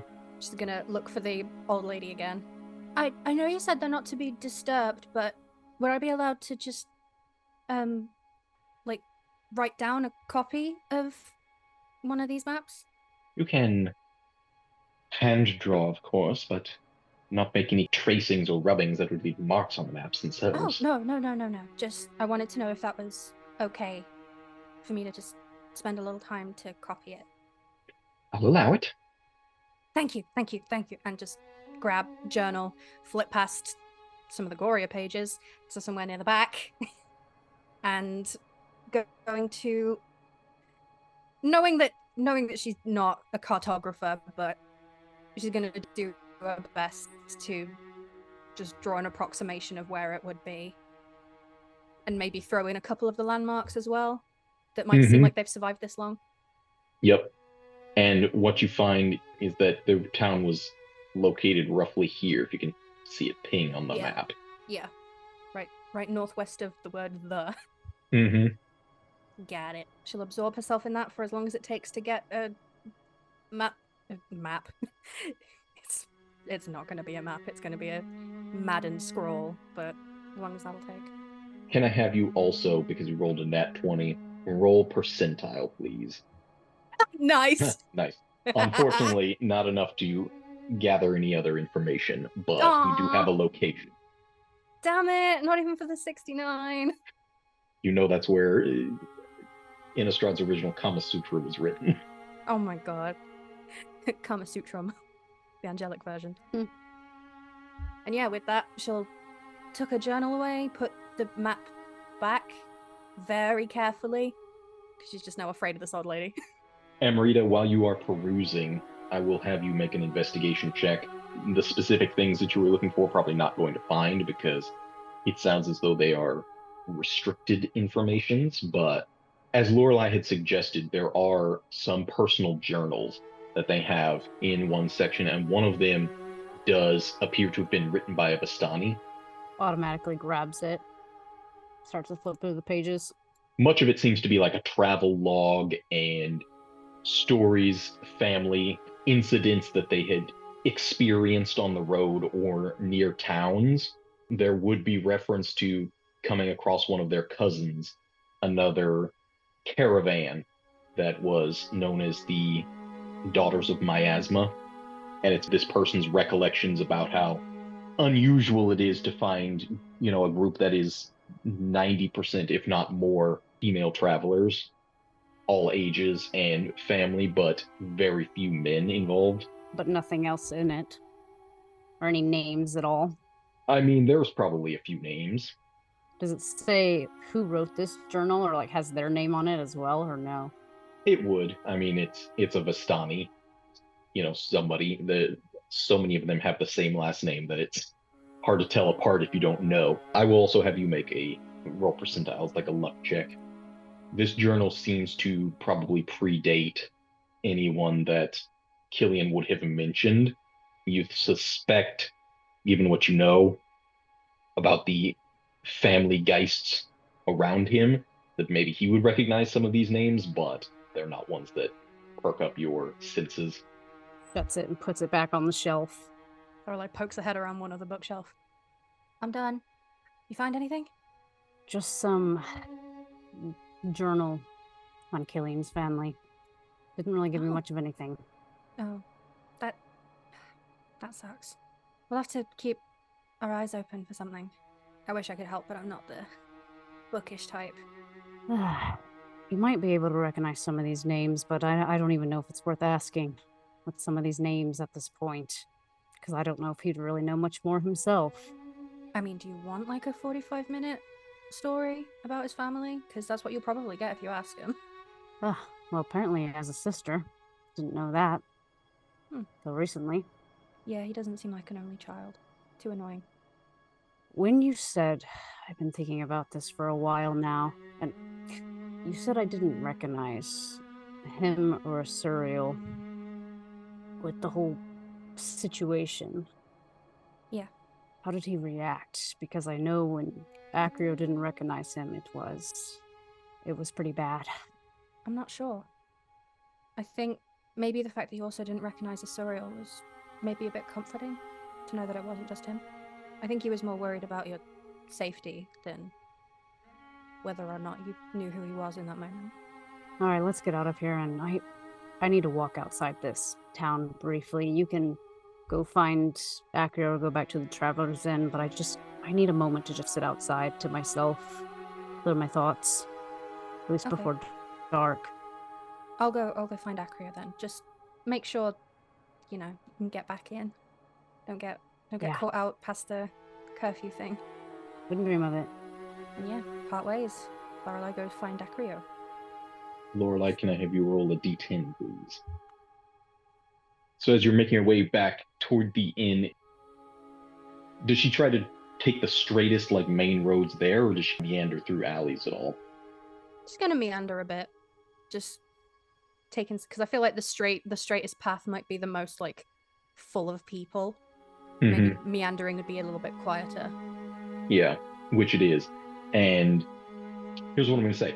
You, as you're making your way that direction, but down some of the more quiet streets, some of the more residential areas, and moving through some of the alleys, it's odd because you catch this, what you almost thought of might have been a geist, this pale, thin figure, wispy, move from one point to another, flashing in the light before disappearing around a corner. And at first it looked like a spirit, but then you realize, wait a second, that looked like Val. Thinking back to then seeing the shadows on the lady's shoulders, she takes a minute to just look at her own hands like, am I going crazy? There's that initial thought of oh, I finally lost it, huh? As you're doing so, you look down at your hands, stepping around, and someone on the street just collides with you as you've just stopped in the road. Oh, yeah, watch where you're going. Sorry. And can I have you roll a perception check, please? Oh boy. EBDB. You do not catch sight anymore of this figure that may have been Val, may have been a spirit. The dead do tend to wander in Gavinia, however, it appears that this place keeps a pretty tight lock on anything out of the ordinary. Yeah, she'll try to make a note because she's not that familiar with handwear, but she'll try and get sort of visual, photo memory of where she saw it, maybe revisit later with people who are better at finding things than she is, and she'll sort of keep a trigger finger ready to flare up the eyes of the dead just in case it might be a geist. But yeah, she will continue on her way back to the inn. Yeah, where Acrio probably still up atop his cart, or maybe down, preparing to get something to eat. Acrio, as you hop down off the cart and you're no, put me back up there. Packed back up for maybe lunch or something, you realize within your stash of supplies you still have that stake that you were given, the wooden sharpened rod from Silburn. The wood has gone dry, and it is, you think, probably unusable for vampire hunting, but you still have it on your person. Acrio, have you seen any, like, anyone just... You've probably been busy, but have you seen anyone really pale walking around that isn't me? Well, there was a stables hand that talked my ear off until it was bleeding, but besides that, no, I haven't really been paying attention. Okay, because I saw something and it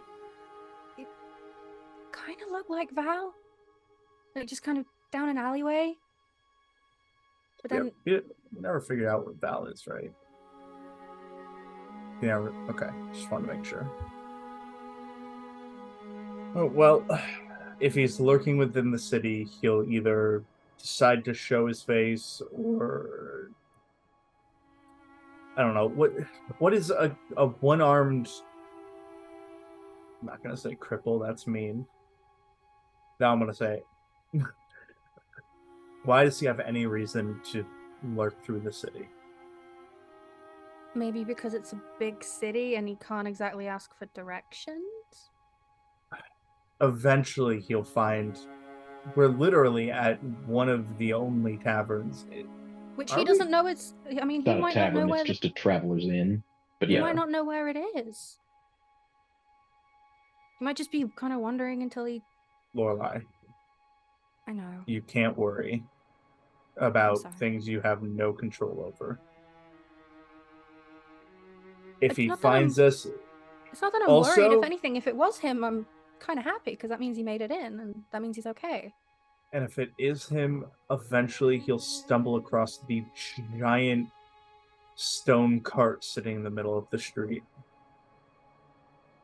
And if he doesn't, well, then that's some really bad luck. We've found some information, by the way. Information on our friend or information on... Information that only really matters to me, but I'm proud that I found it anyway. Okay. I found out where my home is. I got a map of it, and she pulls out a journal and she flicks to the page with the really shitty map. It's like, I didn't remember exactly where it was, but I found this map and it was a hunter's map, and but it had Willow Grange on it, so I just wrote down where it was so I know how to get to it. She's covering the other page, the opposite, with her hand. She's covering the other page. If going back there is what you want to do, then I won't stop you. I don't know. That's the thing. Because I want to go alone so that I don't drag any of you into it. But I also know that he's still there. There's a lot of undead. I don't know where to go from here. I don't know what to do. You stop not knowing and you decide, because whatever you decide, people will listen. But being lukewarm about it, that's when bad things happen. So you take time to think about it and you decide, and then you come tell us. I can leave all my stuff with you when I No. go, by the way. I have a lot of herbalism supplies. They'll probably come in handy. I don't care. No. You think on everything that happens if you disappear and die, and you think about everything that could happen if we all go together, and you think about everything that can happen if we don't go at all. And you can contemplate every one of those decisions, and you come tell us when you've decided. Because each one has consequences. And it's not for me to decide. But would you come with me? Of course I would, Lorelei. Even if it's gonna be ugly? I've made my decision. So it's up to you to make yours. I feel like if you knew everything that would come with it, your decision might change. But thank you. It's not my place to question what's there or what's going to happen or what might happen or what I might see. I'm here to help.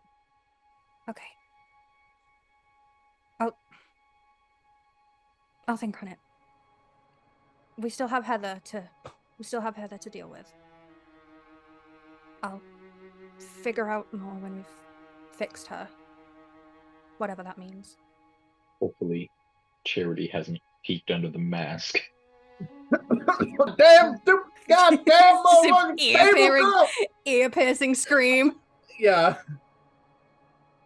The sunlight on everything, Val, is like this bright, luminescent. Everything is reflecting almost like a mirror, just directly back in your eyes.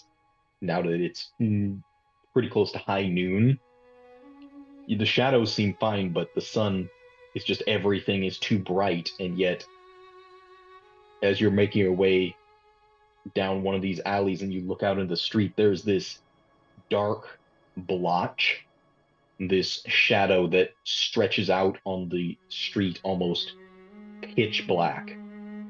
Does it belong to something or someone? You'll have Like, to get a little what's closer the- and blink, and you've only got the one eye worth rubbing just to try to see. But as you force yourself to adjust, it looks like Lorelei. Has she seen me yet? No. Duck into like a side alley. We're not doing this, right? Why are the two people in my vicinity putting pins in things right now? What am I doing? Okay, It's just Acrio puts pins in things and Val's like, I'm not dealing with this right now. Also putting a pin in it. he is able to discern that it's coming from Lorelei. It's her shadow. Her visage, but the shadow is dark on the street too. But like, she is like this outline of just darkness when you first see her. Like, almost doesn't even register as a person until you blink and rub your eye and let yourself adjust and realize, oh yeah, and then Acrio is standing there, but his armor is like the staring directly into the sun. Okay, so Lorelei is turning into a black hole or something. But yeah, he will, having found them, presumably duck into like a side alley, glancing back to make sure that they seem to be staying there, looking if he can see anybody else besides those two. There's people on the street, but nobody you recognize. Okay. Yeah, after that he would probably shrink away again and wait till nightfall so that things have like quieted down. Easily done. While, what is Cillian's method for finding a specific type of tavern or public house that is going to yield the results he's looking for? I think he wants specifically, he's going to the docks, and he's looking for something like a board, or at least something a lot of people will pass by, like a place in between two drinking houses or something. Like a building or an alley between a couple places? No, something that will catch a lot of eyes during, like something someone will walk past often. Gotcha. Okay. What would there be? I think there probably would be a hiring board, people looking for workers, various ferries and boats going up and down the river. You see one that's talking about making collections at the fishery beneath the falls, the Kirk Falls. I want to write on it in Thieves' Cant. Okay. Something someone from the Winged Ink would recognize. Sure. So I write down where the black blood flows, and then something that would be an arrow, but in Thieves' Cant is definitely not an arrow because an arrow is very recognizable. Right. To indicates direction without specifically being an arrow. To like an alley or someplace a little more secluded, where I will wait. Sure. Wait all day? Yeah. Okay. Yeah. I'm going to say you are posted up at this little hiring board next to a public house referred to as the River's Rush. And as you're waiting there, just milling about in the alley, leaned up against the wall, wishing you had someone to talk at, you will see a familiar face pass across you and enter into this tavern. You recognize the auburn hair and the face of that woman you had spoken to just the day before when you first entered into the city of Hanweir. Plain dress with just, basic ribbon woven into it. Seems as though she is in a bit of a rush. I follow her, immediately interested. You will see as she goes up to the counter and seems to be ordering a drink and something around this hour for a noontime meal. And as soon as she is paid and turns, are you trying to hide or are you being somewhat conspicuous? No, I think he'll just make himself known. He's not trying to hide or anything. Also, remind me, did he give his name yesterday? I don't think so. He didn't ask for Okay. hers either. Yeah. She did, I believe, give it, but that was kind of Oh, unprompted. okay. I didn't recognize it, at least when I was looking at a picture earlier, Sure. but she probably did. Names go in and out of Yeah. Cillian did. But yeah, when she recognizes your very obvious distinctive face, there's a bit of a look of surprise. She's got a mug that was recently filled for her and says, "Oh, what a pleasant surprise. Well, I could say the same. Isn't it a small world?" Sometimes. Sometimes it seems unbridgeable. What do you recommend here? What should I get? Fish and chips? Sounds lovely. Is your table free? Do you mind joining me for dinner? I don't have much time, but absolutely. I'm the best at quick conversation. Do have a rather busy day ahead of me, but a little break never hurts. Anything you need help with? Oh, it's all. Unless you're proficient in medicine and midwifery. I know someone who is. Though, I hope he's coming in. I'm not exactly hiring, but I mean, it is busy this time of year. Oh, I see. Okay. A bit late after I- the new moon. That's when most people prefer their children to be born, but into the harvest moon, of course, this early. There's still quite a few people, and with this plague that's coming down from Thraben, it's hard. It's your job then. I'm trained in the ways of Saint Ladala. Not with the church, Cool. as I'm sure you can see. It is private practice. I trust you. Just putting two and two together, I gotta ask. What was going on yesterday? You see, as she was just about to take a sip, just spits it out almost, and I'm sorry, her mug it seemed down. personal. it's fine.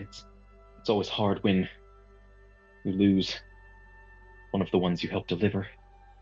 Yeah. Don't take it personal.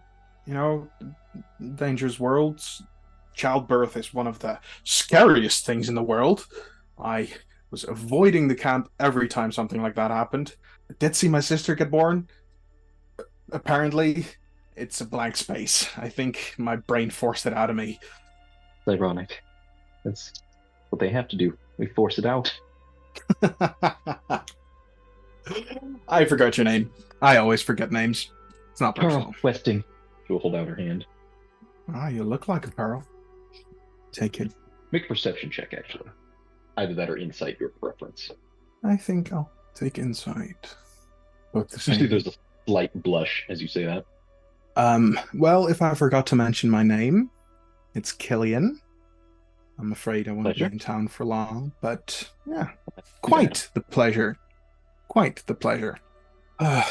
Anything you suggest I should see before I go?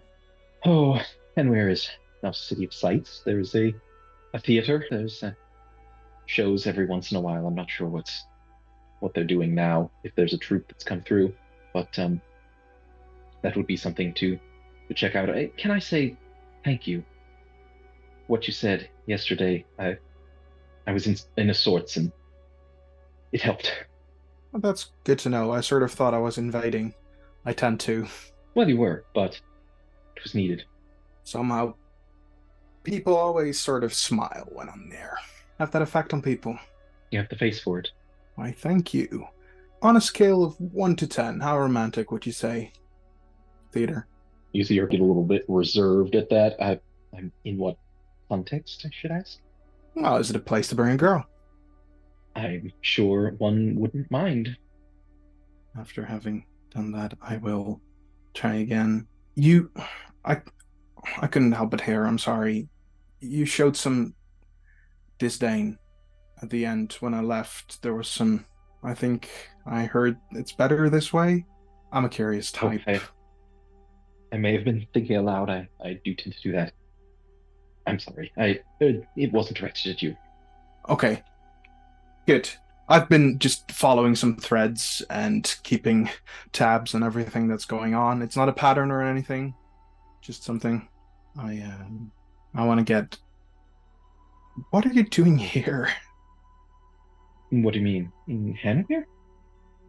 No, well, I was trying to get to the place with the least good folk, and you seem to be one of the good ones. Well, maybe. Maybe not. There are certain classes, we'll say, in Hanweir, and I'm sure I could make plenty more coin dealing exclusively with the wealthier ones, but I find they can hire whomever they like, and I prefer maybe to work with those who need it more. This is the neighborhood where I find the most need. That's thoughtful. I spent a bit of my life sort of catering to those folks. They have everything. And I took some of their money. I'm quite proud of that. Actually looking for someone who I used to do that with here, though they haven't shown their face. She'll lean in, pick up her mug, and like almost speak behind it as she's taking a sip, and you'll have to wait till after nightfall. Ooh. Fuck the curfew, eh? Best to avoid the guards after that time, but it is doable. And some the people guards seem prefer to avoid them. That's some very useful information, Pearl. I'll make sure if I know any pregnant people to send them your way. Well, hopefully not this time of year. They're rather busy. Oh, and look at the time. I am sorry. I have to go. No, of course. Go do your thing. I'll find you. That's a promise. There would probably be like a small piece of charcoal or something on the table, or something to write with, and she will just take one of the napkins and quickly write an address on it. That might make it a little easier. Put it away. Oh, before you go, just because I'm curious, and I want to spread the cards and ask her to draw one. Make a persuasion check, because you can see an apprehension as you bring out the Taroka deck. Okay. Perhaps it's superstition, but I don't usually go for this sort of thing. Maybe I'm too practical for it, but what's the harm? And she will see it as more for my curiosity than your own. Very well. And she will pull one of the cards. Do you want me to roll, or should you? Yes, I want you to roll it. And I don't have it open, so you tell me what she drew. I'm scrolling. Well, that's the Master of Glyphs. The Priest, interestingly. Enlightenment. Some higher purpose. I'm going to guess this one was pulled ironically. Perhaps. I suppose that would make the most sense. All right, go do your thing. People are depending on you. I hope you find what you're looking for, Cillian. Yeah, me too. What is Amrita going to do for the rest of the day before the evening, before reconvening at the established locale? I think she would sort of find a area that has trees set up and just start shooting arrows, and eventually takes out the letter that she had intended as well. And you would find that as you leave the gates, there doesn't seem to be any resistance or required checking of papers. The guards don't even really seem to pay any attention to you as you leave. That's good level of security. But yeah, I think she'll... Huh? You had the letter out. Yeah. And I think she'll reach into her bag, take out a torch, and just holds the letter to it. probably just need a match for that, but sure. Match, yeah, whatever. I don't know. What freaking... Yeah, she'll just take like a match and light it. Hesitate for a moment, but just stares at it. As the flames are consuming it, you can feel that warmth. You hold on to the corner until it gets too hot. Does she let go, or does she continue holding on to it until it burns almost to her fingers? Presumably wearing gloves. Yeah, she'll let it go and burn to her fingers until it drops and steps on the ashes. Always be the arrow that pierces my heart, huh? Then go back to just shooting arrows until she decides to go back. Mm-hmm. Cillian is going to hang around the river's rush until after dark. Or is he going to meet up with the others to tell them what's going on? I think he wants to meet up with the others. I think he wants to hang around the docks for a bit, to kind of get a feel for the people of Fenwir and shady parts. Try to overhear conversations and stuff. I don't think it's very fruitful, but just entertain himself. How's the guy situation in Fenwir? That's a good question. Make a religion check. You're not getting much of a feeling for it. I think the worst or best, depending on your perception, as far as spirits that visualize for you, are actually closer, not even near the docks, but out on the river itself. Occasionally you can look out through the gates and see almost like, looks like a figure floating face down in the river, just making its way downstream, but you can see it's not entirely corporeal. Lovely. And I'll go back to the inn. Val, you would recognize, as it's getting darker, the sun is becoming a little more orange in the horizon. Your eyes aren't burning quite as badly. You could spot Cillian. Most people could spot Cillian in any crowd as he is making his way toward the inn where you have posted up, waiting for the sun to go down. And I'm assuming Lorelei and Acrio have either made their way that way or stayed there for a portion of the day. Probably. So what's it now? Are you back at the inn? Acrio's left Lorelei to think, and he went right back to the cart. I think towards the end of the day, before everyone settles down, he'd take another whack at just hammering the ever-living shit out of that metal. Just like he knows it is going to resist his hammer, but he just wants to get it into a shape. What kind of shape? The shape of a ring. Make a Smith Tools check using... I'm going to have to go with intelligence because this is Arcana E. And then Fuck your right Smith off, tool. Fire of Hope. Fuck right off, Fire of Hope. Yeah, fuck you! I was waiting for the fuck you human determination, but okay, that works too. Yeah, I was going to say, I don't know that you can use Fire of Hope more than once, but here's what I'm going to say. As you're working on this and focusing, and you're not making any headway whatsoever, you start to hear this voice, and it's not one that you even recognize at first. It makes you almost startle, because you assume that maybe Charity's back or something. It's definitely a female voice, and after a while you recognize it. It's the words aren't even very clear, but you can just hear the voice whispering behind you. It almost sounds like Sage, the old woman, and just telling you everything she knows about the Black Iron Pact, the Wild Hunt, and what pieces of metal she has collected from the mountains and that sort of thing. It's distant but close at the same time, and that is what will allow you to access the arcana necessary to manipulate this metal. Back in my day.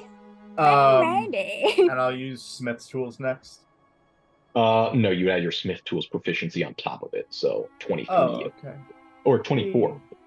It seems as Yeah. though suddenly with this additional lore or rumor, knowledge, you're not sure what it is exactly, of the sightings of the Black Iron Pact, these specter-like horde in the skies that will just appear seemingly at random. No one really has been able to track their movements, but you are able to manipulate the metal that you had found far more easily at this point. Yeah, I'm guessing it's going to take a while to actually form it. You can probably make it into like the rod design, but you'll have to curve it and forge it together. Yeah. Okay. Yeah, he finishes that, and like his arm is completely numb, and just the same way tinnitus for your ears, it feels like tinnitus in his entire arm. Yeah, because like forging iron, when it's hot, it squishes, so it absorbs the impact. This is literally like if you're taking a hammer and smashing your hardened steel anvil repeatedly. Mm-hmm. I can assume. So very similar, yes. Yeah, that's gonna hurt for a few days.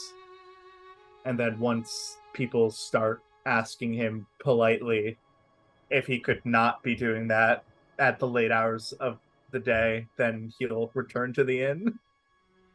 I mean, yeah, your cart is parked right next to it because the stables that you had utilized for the horses are a part of the inn, but you can go around to the entry.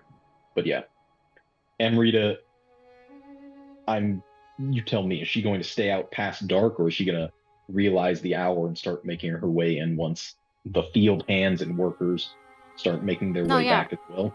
No, yeah, she'll go when it gets closer to that time. Okay. Yeah. But she'll still probably just slowly be walking and probably be the last one to show back up. Sure. The guards at the gate do demand your gate pass before you can re-enter. Here it is. Everything seems in order. Thank you. Proceeds to walk. And you can all reconvene. So I'm at Pearl again. She's lovely. Didn't have much information for me, though my personal quest is going extremely well. How about you guys? Any successes, failures, things I need to know? I did literally nothing all day, and that was pretty nice. You were doing something. Good for you. Well, comparatively doing nothing. I'm always doing something. Sorry. I'm zoning out for a second. Just been shooting arrows the rest of the afternoon. Nothing else of importance. I like the vacation. Are certainly enjoying your training. Yeah. Training. Really, there's nothing else to focus on anyway, is there? So what now? What are we doing now? Well, I have an appointment tonight. And other than that, I don't have much of a plan. Remind me, what's the Heather situation? Next town over, but problem with that is if they're sick here, then there's going to be even more sick there. There's a waterfall with some, like, it catches the light and there's like angelic sigils, and it is probably the biggest load of holy water we could get our hands on if we want to try and cure Heather. So that's nearby. I could assist, but I don't. I never really planned on going to Thraben to begin with. Not quite Thraben. It's what's the town name? It's not a town. There's just a cathedral located at Falls. Okay. A Kirk Falls Cathedral. Yeah, this one, I don't mean to offend, but this one's going to have to be just clerics this time. That's I can fine. put I on mean, some Cathar clothes. I can, pretend like I'm, I got it. I got it. Don't leave me out, please. this. You all are You know free what? to We can watch, discuss. but We can discuss other things later. It's fine. I'm Oh, just saying the ritual can only be me and Lorelei. That's not what I Maybe meant. I just meant I wasn't. All right. I mean, I think this is where I was planning to depart from. Well, the group for a while now, and go back to Kessig. if you're gonna fuck off, do it now. You probably Amrita, shouldn't go to that meeting alone.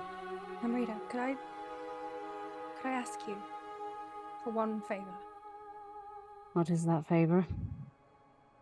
I understand you want to go, and I understand that you have places you need to be that aren't here, aren't with us, but I am not good with finding places, and there's somewhere I need to go, and if anyone can get me there, it'd be you. You don't have to. It'll be horrible. It'll be horrendous, and it'll probably be the death of us if we were to go. But if you would help me, would you please stay for that? If it is something you require. Certainly. In, by the way. I'm in. You don't have to. It's gonna be awful. Yeah. We've been through plenty awful. Acrio, you said you wanted me to make a decision, and this is my decision. I want you all to come with me to my hometown, but I want you guys to come with me to stop me. Explain, please. That vampire in the tower, Yeah. the one who was like, I have all the knowledge. He said he had all the knowledge, so I wanted to see how much he had. And he told me that the necromancer that destroyed my town is still there. He's never left. And now I know where my town is, and I know where he is. I have been planning to obliterate this man for 10 years. But I know if I go alone that I won't make it out.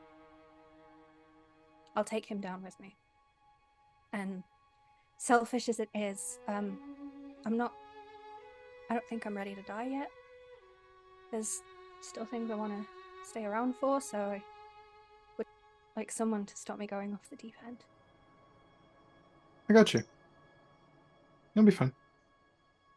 I have no idea what it's like out there, and we don't even have to go like straight away. We still have Heather to deal with, but while we're in Gavany, I have to do this.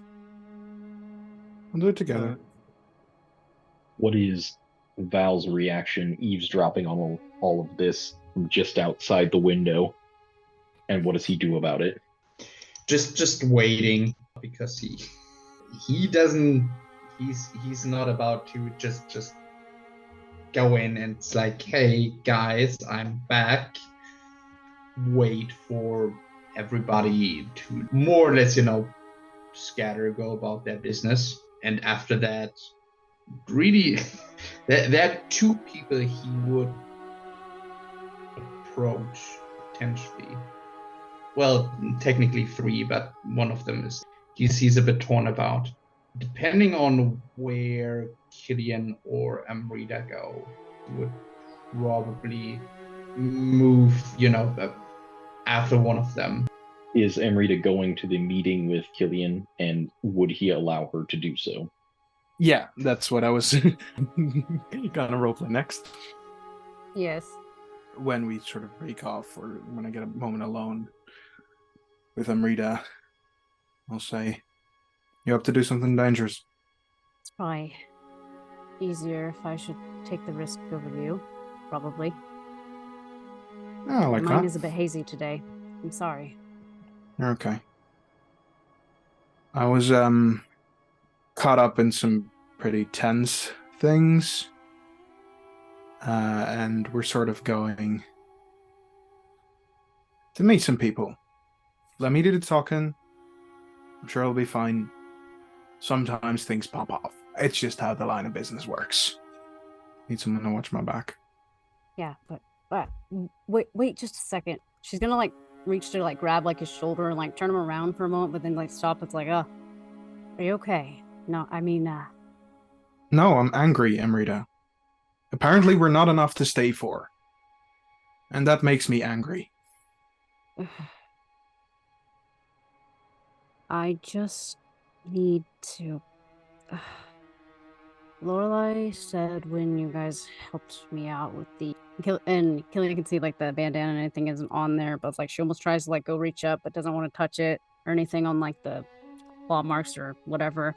I didn't recognize you briefly and thought you were someone else, and I just knew how I saw how you reacted when Acrio didn't recognize you, and I just wanted to see if you're all right. That was scary. If I ran away from my family, hoping that they'd remember me, and now there's someone I want to remember me more than them, and you've looked in my eyes. Just like Acrio, you'll forget. Yeah, that's scary. And because of that reason, I want to spend as much time as possible with you. I want to go to the fucking theater. Theater? Doesn't matter. I mean, storytelling and such. I haven't heard storytelling since I was younger in Lamholt. The librarian used to do it quite often. I just had some plans, but first business, and in this moment I want to get a little closer. I'll look into her eyes until she's noticed how pale mine are now, and I notice the brown in her blue and the blue in her brown, and I whisper, I know attraction. Amrita, you cannot deny it. I know there's a core in you that needs to devour. I'm available. Yet you run. Come do something dangerous with me, please. You can't just have a person when it comes to physicality of things. Trust me, I know. I did the same thing. But always, you're my friend before anything else. There's other stuff we can talk about later. Let's go focus on this business first, okay? Follow me. So you see both of us leave, Val. He would actually let the both of them do their thing then, like, whatever they're up to. What's Lorelei up to? Off. In that moment, Val was like, what have I stepped into? Val like walks around, turns and leaves. Okay. But yeah, Lorelei, what she's up to. She is probably sort of staying by the inn, maybe like either sort of inside or maybe just... Would they have kept the same beds? I'm not sure. If you pay for them again. She'll probably just be chilling around outside, or if there's just anywhere sort of sheltered directly out. She's not leaving the inn's area. She's just sort of waiting around. It's like she's just on call, just in case anyone needs anything. Lorelei, as you are considering that and checking to see what coin you have on you, you find that your purse strings have been cut and your coinage is not on you. Thinks back to when she collided with that guy in the street. Yep. Damn it! She says like out loud to herself. Oh man. Shit. I never see that shit coming.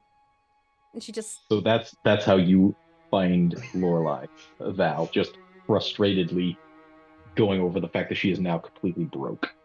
Okay. She's just checking the rest of her bag to make sure that like they haven't taken like anything else in there. If it was just the coinage. make himself visible enough that she would be able to spot him. But, he would not approach in trying to silently get Lorelei's attention. And if Lorelei spots him, Yeah.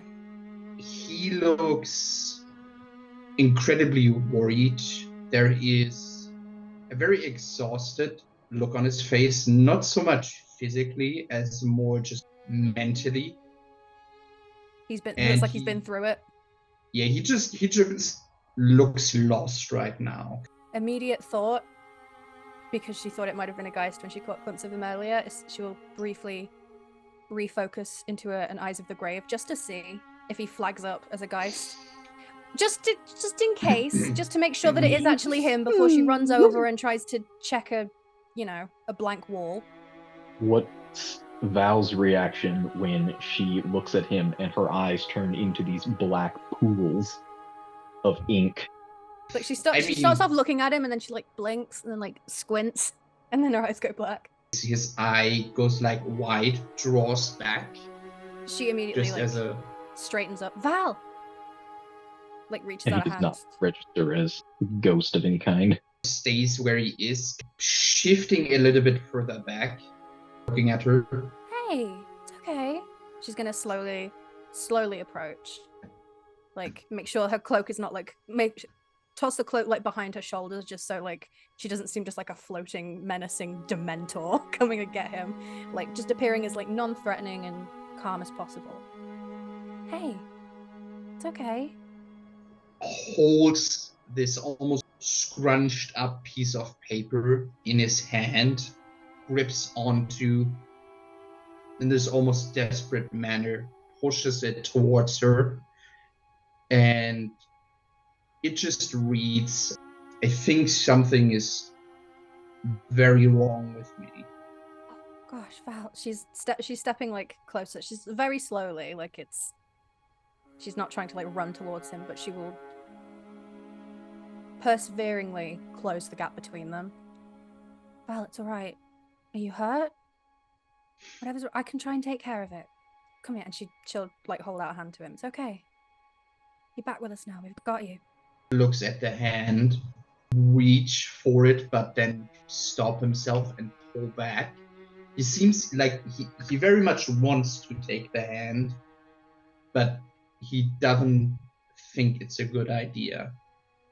As looking at Lorelei, he takes out another piece of paper, a snippet, and just writes, always hungry. Food doesn't help. Gosh. Hold on, let me... And she'll fumble through her, like, herbalism supplies and try and find, like, the most, just something minty, something with just a bit of flavor, and she will offer, like, a sort of just a sprig of something to him. It's not much, but maybe your food isn't helping, just something to chew on a little bit. Is it nausea? Can you pull out like a little needle, just hold it out to her and gesture for her to confirm like that this is really, wants her to prick her finger so that, there's like a droplet of blood. I don't know if Lorelei's connecting the dots yet. Make an insight. Lorelei's... Insight, did you say? Yeah. Yeah. Cool.